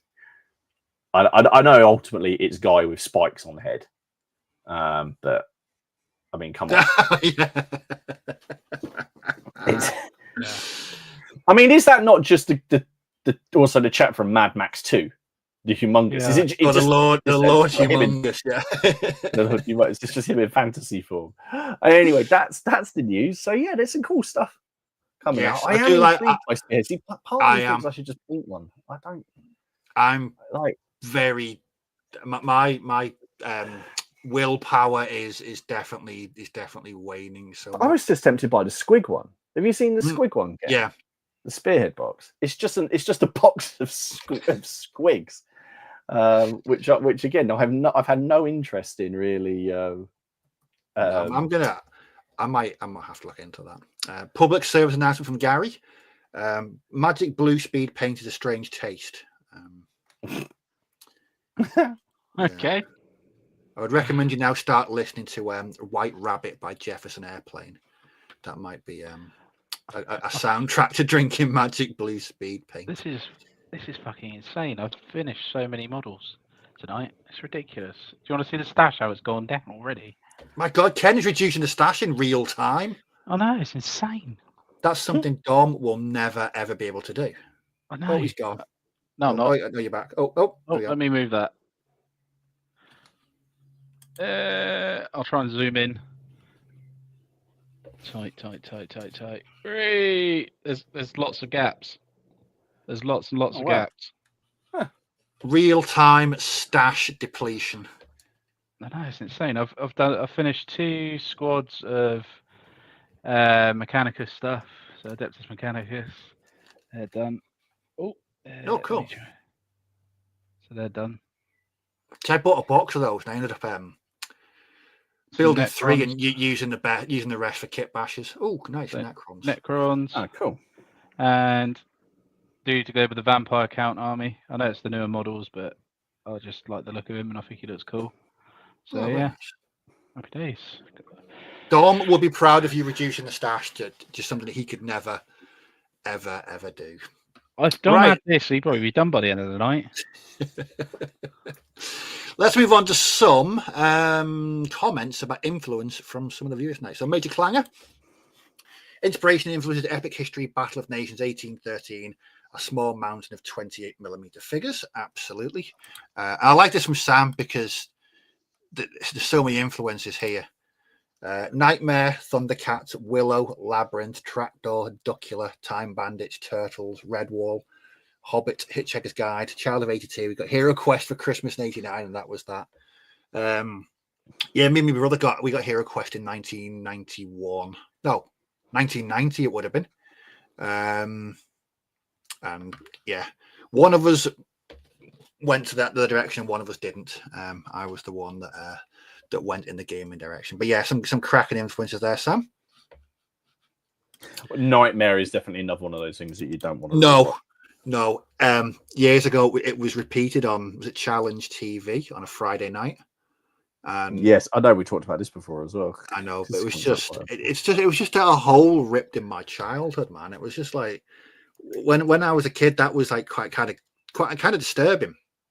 And then there was an episode where there was Hodrus the cat, and it was just a black cat that had been superimposed onto the screen. I was like, not as scary as it used to be. It's about the Thundercats, though. I used to be terrified of Mumra, and he's just moving on. Wargamer of Kent. Inspiration for me usually comes from reading an interesting patch of history or seeing someone else's project, fantastic game. Some mates that are interested help keep the project enthusiastic. Absolutely. I think seeing someone enthusiastic about a have we lost Ken? No, man. No, he's there. He's just... I thought he didn't move for about 40 seconds. I was like, I think he's No, here. No, here. So I was just trying to load something. All right, okay. Yeah, seeing someone's enthusiasm for a project. I mean, it might not be something you'd ever, get involved in, but just seeing someone enthused at a project, there's something about it, and it really does help with your own plans. That seeing that level of sort of getting behind something. Lionheart, unfortunately, it doesn't take a lot to inspire me into new projects, books, documentaries, and videos on YouTube, even new miniatures releases. But to be honest, I like doing the research very much. I think that's just a thing, the research. I think I think gamers are just sort of naturally inquisitive when it comes to sort of curious. Yeah, curious. Yeah.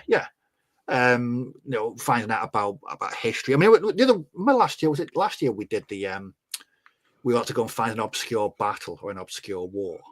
Oh yeah, it was, yeah. And I found one about the pastry war in Mexico. I'd never even heard about that. Yeah, you won. I think you won that because that was a really obscure one. Yeah. But I again, just things like that, and you end up going down this rabbit hole. Newsphere, my biggest influence in the hobby is my brother. It's all his bloody fault.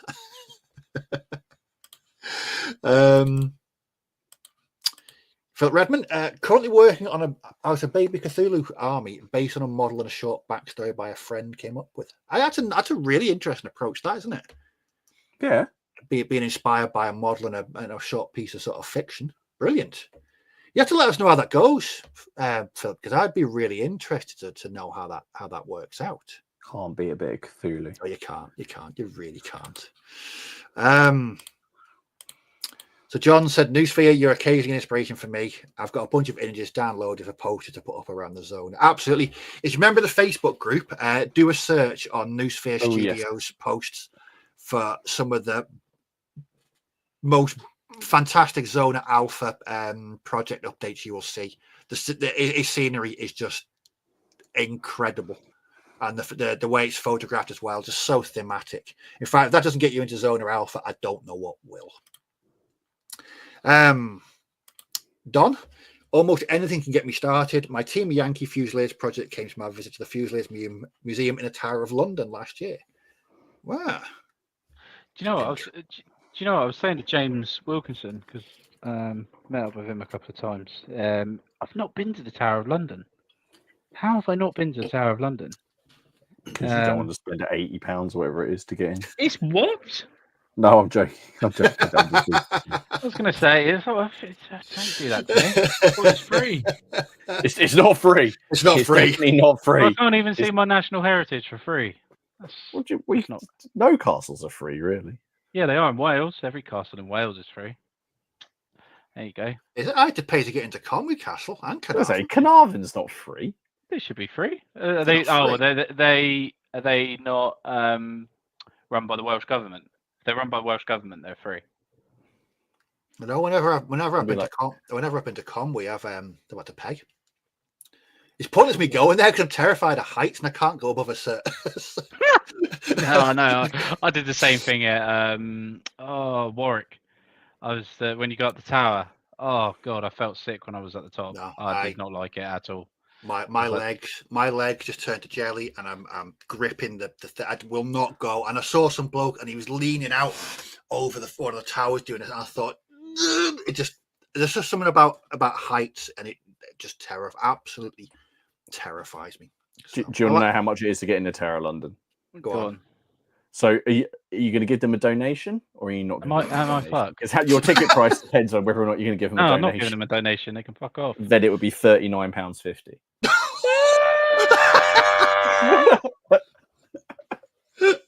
Have you sneak in? And then both my children would be £19.80. How much would Sophie be? Tell me she's free. She's free. Dom is Dom a senior? We could get him. We could. Well, he's still 34, 31 quid. What? That is Jesus. That's. Oh, does that change your plan significantly then, Cam? Yeah, screw that. So Mark, what inspires me is watching podcasts like The Plastic Crack, and yours and others with the enthusiasm you have inspires me. Yeah, definitely agree, Mark. I think, again, enthusiasm goes a long way to really inspiring new projects. It's not going to inspire Ken to go to the Tower of London, but... Not anymore. I miss you, Ken. I do miss you. Jesus, 39 quid. That's just But daylight robbery. I'm sorry, is it like daylight robbery?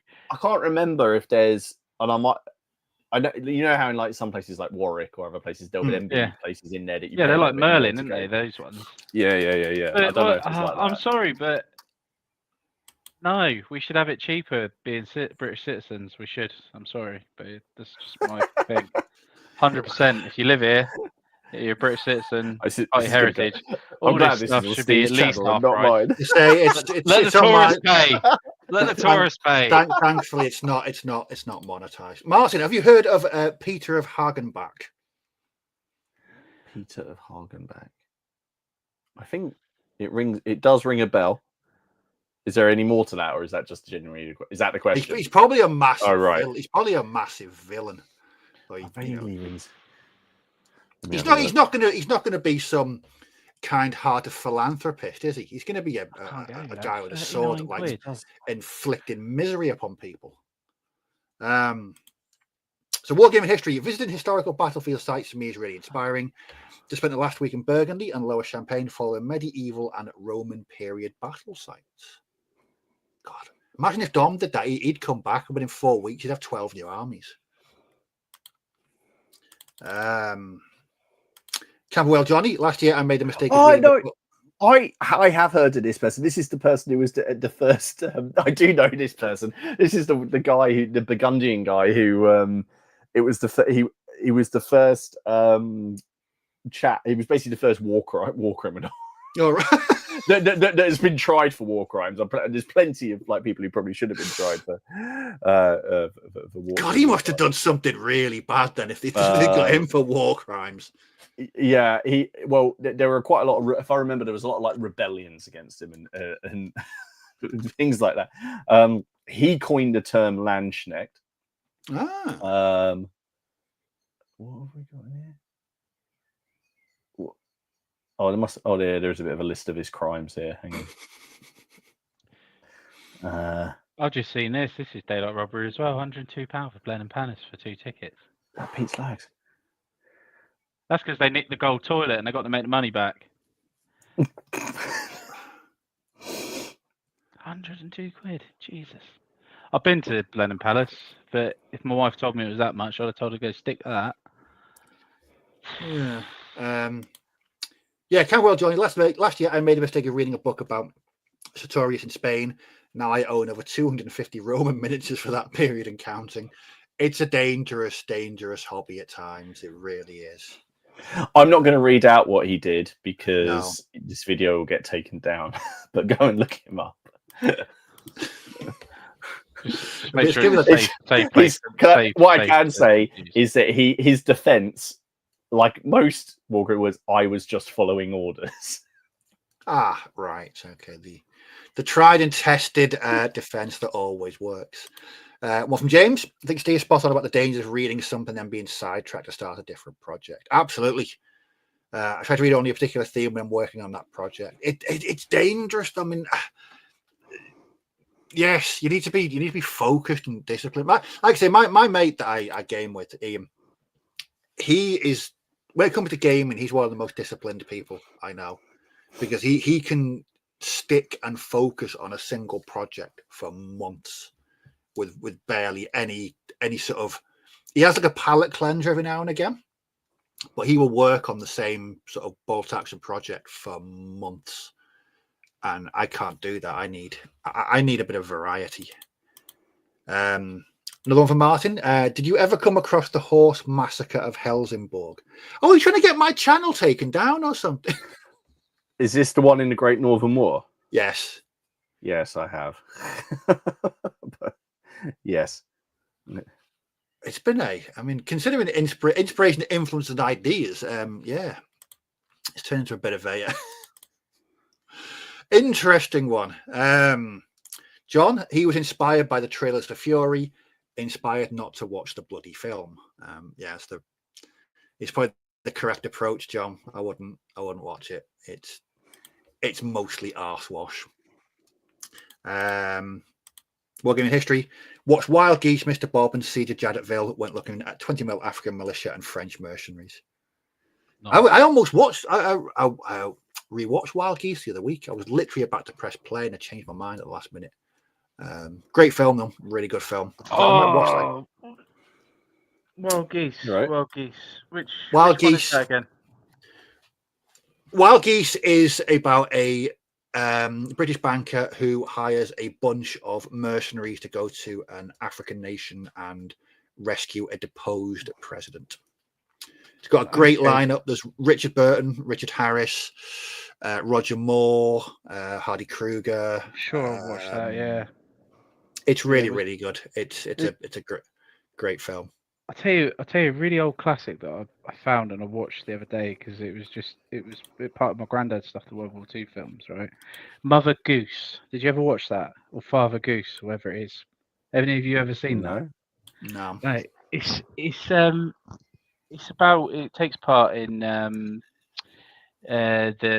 not the Philippines. It might be the Philippines actually. Yeah, it's like, but basically he's a coastal watcher. He gets pressed into being a coastal watcher, and his group of school kids turn up on the island because they get stranded, and it just becomes quite a like little comedy sort of thing as well at the same time. It's quite funny, but it's just a classic old school, 50s World War II film. Oh, right.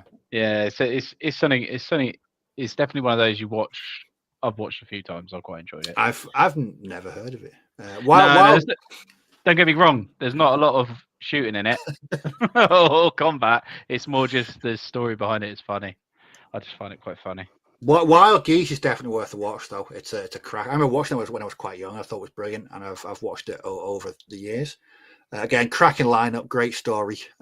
Just a really, really good, no nonsense action film if you're into stuff like that, which I am. It's just a really, really good film.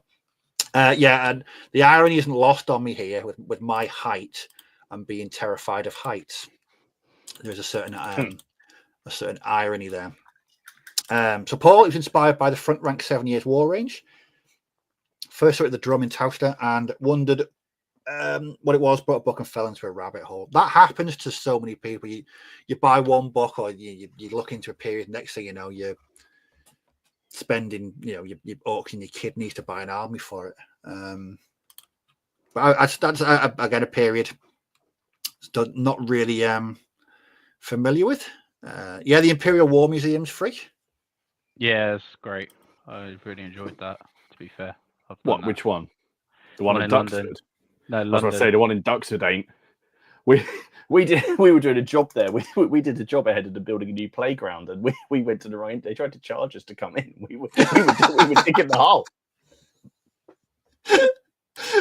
I've never been so petrified as well, because we were because they put in a new play park right next to the Battle of Britain Memorial, and the Battle of Britain Memorial is glass, and I've got a 20-ton machine.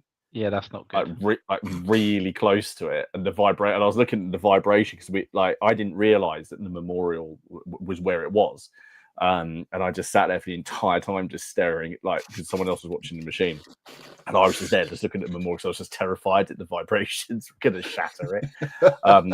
There was like me. There was one of my guys who was watching the machine. We had a chap from the munitions chap there because it was just bombed to buggery in the war. And the reason that it had been called as well, and I won't forget, is because can I say this? Actually, I don't think I can. Okay, yeah, forget it. Move on. John, I think he was a consultant for the film. So talk about Wild Geese again. I think Mad Mike was he was definitely the inspiration for Richard Burton, but yeah, I think he was a military consultant. He was a bit of a boy. He led a life. So Andy likes the original Dunkirk film with John Mills. Here we go. Films are great inspiration, really are. So Jarvin, I like a good map. Even as a child, 40 years ago, it made me consider campaigns and wars. Again, quite a few people, maps do it for the inspiration. Oh, where's a bit of a Dogs of War is better than Wild Geese for me. That's the one with Christopher Walken, isn't it? Dogs of War. I think it's Christopher Walken and Tom Berenger. I have seen it, but not for a long time. It's always been recommended to me on Amazon Prime. Yes, Wargaming of Kent, a very, very accurate statement. Very hard to watch A Bridge Too Far and not want to do a Market Garden Army. Again, another film I've not watched in a while. It's been a good while since I watched A Bridge Too Far. Dom, it is. Okay, yep, I thought it was. Oh, shit, I just remembered. News. Not yeah, no, it's not actual news, is it? Right. So about that printer. Oh yeah, go on. I said it at the start of the thing, didn't I? So yeah, I've got a Ender 3 Neo 3D printer, filament 3D printer. And basically, yeah, it's free to anyone. at the moment. It's in fine condition except for the hot end needs replacing, which I think they're about 15 quid, probably not even that. And that's it, because it's been bunged up, and I just can't be asked to deal with it, and I just bought a new printer because I wanted an enclosed one anyway. So yeah, if anyone's interested, they just Martin, need to pay the postage, or they can come and collect it from me. Are we okay? Are we okay for Ken post this in the Facebook group?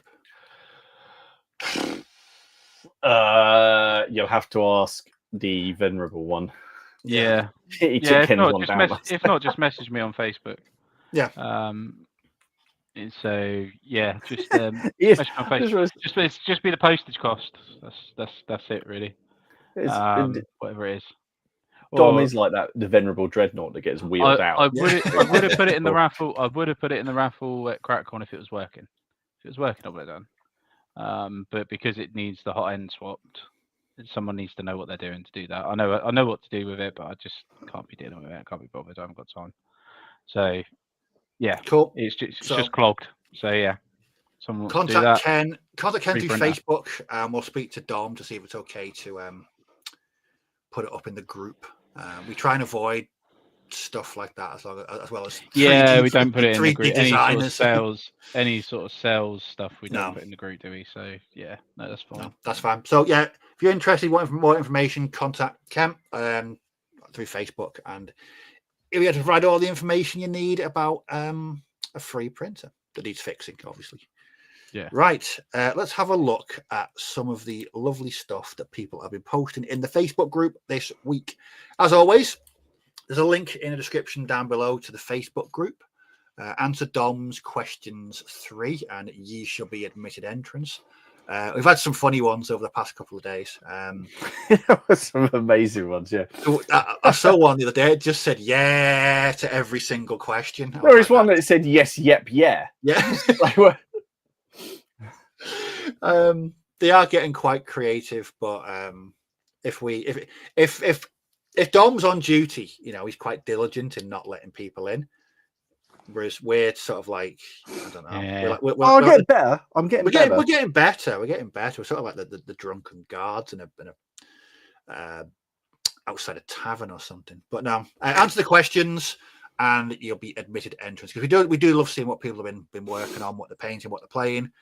Always a good variety of stuff. So what do we have this week? It's got there's been some really good stuff. Again, we can't choose everybody. So I've chosen a broad mix. First up, we have Andrew with this. He posted a bunch of pictures of various bits and pieces. He's posted this Marder, and I love this. That is very cool. I love the camouflage on it. It's cracking. That's right. Is that a plastic kit? Yeah, well, I know Warlord do a plastic one. It's very cool. It is. It's very, very cool. I've never painted one. I've never owned one. I think I might have to pick one up because they're quite iconic. Model 3, I think that one is, isn't it? Yeah, I know it's based on a 38T. Hull. It might be Model 2, one of the two. But yeah, it's nice. The big ass gun on a tiny chassis. Well, lovely stuff. Really enjoyed that. Up next is Edward with some Romans. Hey, very nice. God, they're nice and bold, aren't they? They are. I really like those. They're going to stand out Lovely. on the tabletop. They really are. I like what I like is the positioning of the shields. Like looks like they're in the middle of like they inflicting misery upon someone. But no, they're fantastic. What manufacturer are they? They're Warlord. Are they? Yeah, they're the Warlord ones. I didn't know. Up next is Darren. These are fantastic. These are brilliant. He's been painting some zombies. Oh, they're cool. They're very cool. They're very, very good. I just like they actually look dead. Yeah, they actually look dead, don't they? Which is nice. They're brilliant. I just love the palette he's used on those. It's really, really good. Nice green hue to it, isn't it? Especially that guy on the right. I really like the guy on the right. the chest, the bone, and then the green. Yeah, that's awesome. I don't know what miniatures are they, because I don't know if they're prints or if I can't remember. they might be from the thingy set, isn't it? You know, the Walking Dead, possibly. I don't know. I think he I think he might have mentioned them in the Facebook group where he posted this. So I'll have to have a look. they'd be They cool are there. for zombies for fantasy. They would be nice for a unit. They're brilliant. I like the like I said, the colours, the palette is just fantastic. Okay, back to a bit of normality for most people. Gary has been working on some French Napoleon. Hey, look at that, cracking, lovely. Oh, nice. That's very nice. Look at those. That's a massive battalion, isn't it? No, it's more than one battalion, isn't it? That's 3 battalions. Yeah, I was going to say there's 3 Well, battalions. it's 3 battalions, or he's done it. Unless that is just 1 battalion. Yeah, that looks like one battalion. It is just 1 battalion. I think he said they were. Gary, bigger. is that just one? Gary, is that just 1? I know you're in the chat. Is that 1 battalion? No, it's got to be 3 because he's got 3 lots of thingies, but the one's only got one flag. The other but no, two because he's got the. No, it's 3 battalions of 24. Yeah. You Gary, you should have just owned that and gone. Yeah, that's what. I'm still traumatized by seeing 2 drums. Lovely. No, they're really nice. Like I say, really, really vivid colours, and the basing really nice as well. One regiment, but 3 battalions. Okay, got you. Yeah, first, second. Oh, so that's why there's only. Got you. Yeah, they haven't got the fan. Got you. So up next is something we don't see too much of being posted, and that's Conquistadors. Oh yes. So these are by Carl from. It's a Conquistador project that he's working on. Are they the no, they're not the War Games Atlantic ones, are they? Or are they metal? I don't know. They look metal. They look metal, yeah. They're not. Do you know what I like? Look at the way he's painted the helmets and the metals. They look very nice. They look really good. Well, post some more of these up, Carl, on your ongoing project. We'd love to see the progress on them. Up next is James. So he's been doing I know he's been in a bit of a hobby funk at the moment. He's trying to get his painting mojo back. So this is James. He's kit bashed this, I think, from various different Warlord Games pieces. Yes, I did. Yes, I did see this. I thought the face was just amazing. I know.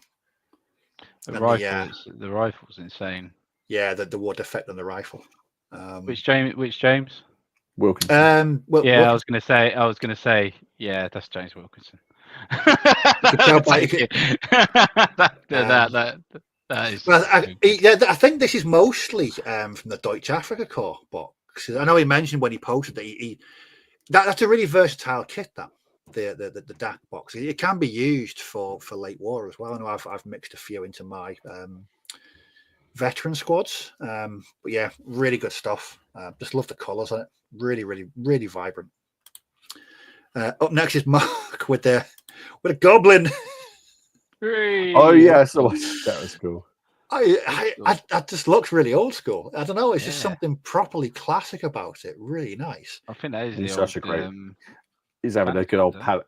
I don't know if he's having a palette cleanser because he does he paints a lot of those really nice Landschnecks. Yes, that's what I was thinking. Tallys Wars, and that's class. I'm tempted to do an Empire army for Landschnecks. I'm very tempted to go funky with colours. I need to get back to painting my Landschnecks because I do enjoy painting them.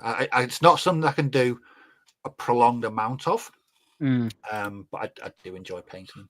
What I like about that as well is the skin. It's not just like a classic goblin green. It's more of a no. It's really, really good. I don't know. There's something fighting fantasy about that. Yeah, it's just really good. I know he was in the chat earlier, but James has been playing some Midgard. Oh, nice. Cool. I love what he's done with the fronts with the units. The kills. Yeah.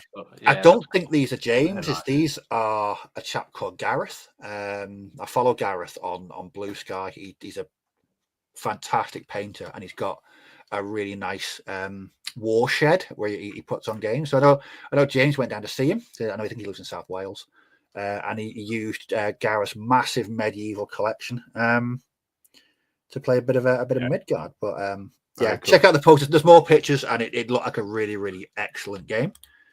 Now, the next up is something that's on my soon to be purchased list, and these grew on me when I first saw them. I didn't like them, but the models themselves, and I think Neil's done a wonderful job on these. And it's the new Plastic Airborne by Warlord. Nice. Okay, are these the ones that the actual D-Day ones? Yes, this is from the yeah, these are the actual Currahee starter box. Yeah. But I do because my Fallschirmjäger is 6 Fallschirmjäger, based set around Carentan. So the Airborne would have been wearing these uniforms. Yeah, they are different, aren't they? So. Yeah, that was June 10th. So they'd have still been wearing these at the time of Carentan. So no, lovely work on those. I think the uniform color is spot on, really nice. Yeah, I do. Out of the two actual uniforms and stuff, I do prefer this one. Yeah, to the later paratrooper uniform. I think it's just an iconic look, isn't it? 100%. Yeah, because these can be used in Sicily as well. Yeah, and like I said, D-Day. But yeah, great inspiration, Neil. I think you've just accelerated my purchase a lot sooner than I expected. This, I have no words for this. Paul. That's cool. Oh yeah, that's cool. So this is a Free Guild Cavalier Marshal. Just look at really cool detail on that. Those metallics must have taken him months because that's cool. Some exquisite level of metallic work there, Paul. Absolutely brilliant. Shit, if I could paint like that. Just be the next thing. It's just phenomenally good. Oh, it's nice. Yeah, brilliant. That is when it comes to inspiration, you don't get much better than that. Up next is Silas. He plays a lot of 7TV games, and this one, look at that. This one included RoboCop and Ed 209. Good old Ed.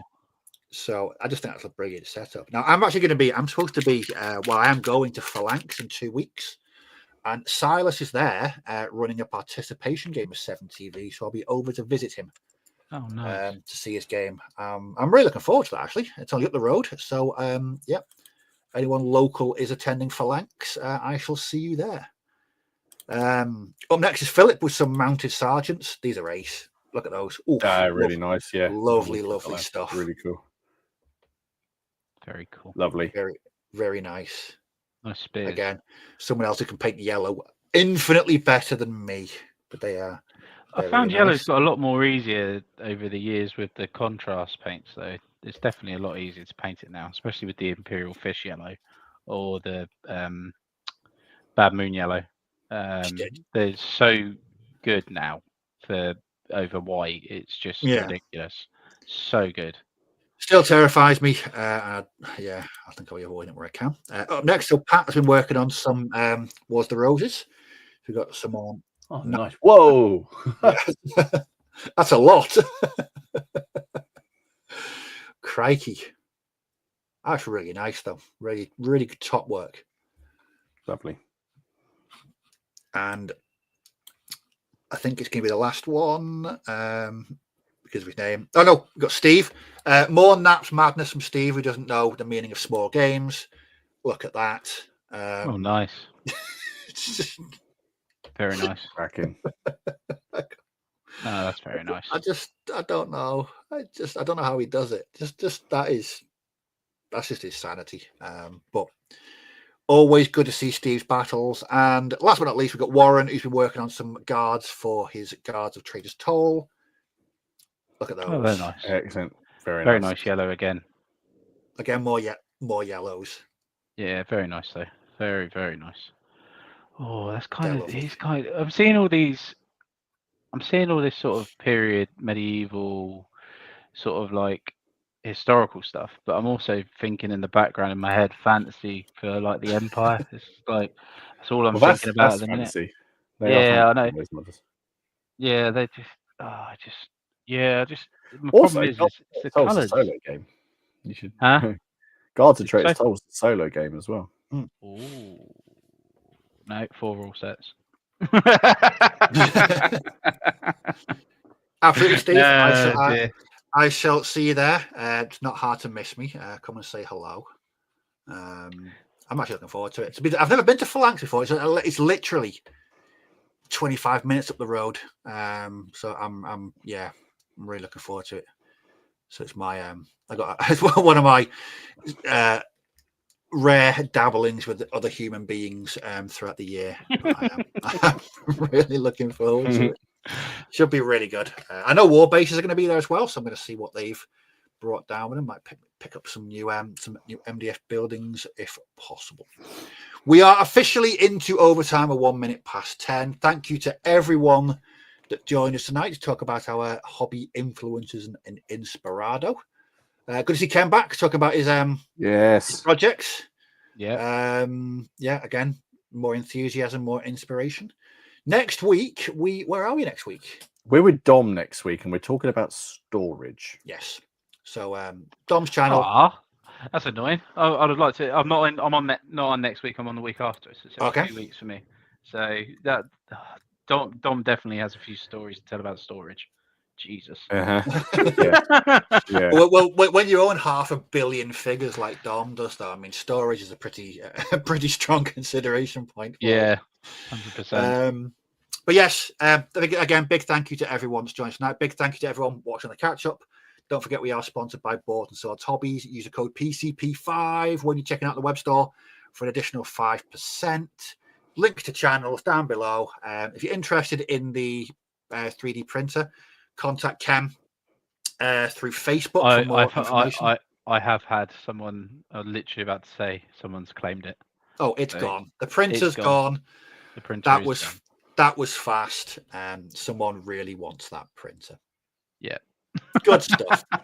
And on that successful bombshell, we're going to say goodbye for the evening. Have a cracking week, everybody. Bye. And we'll see you next week on Dom's channel. See you soon. Bye-bye. Bye-bye.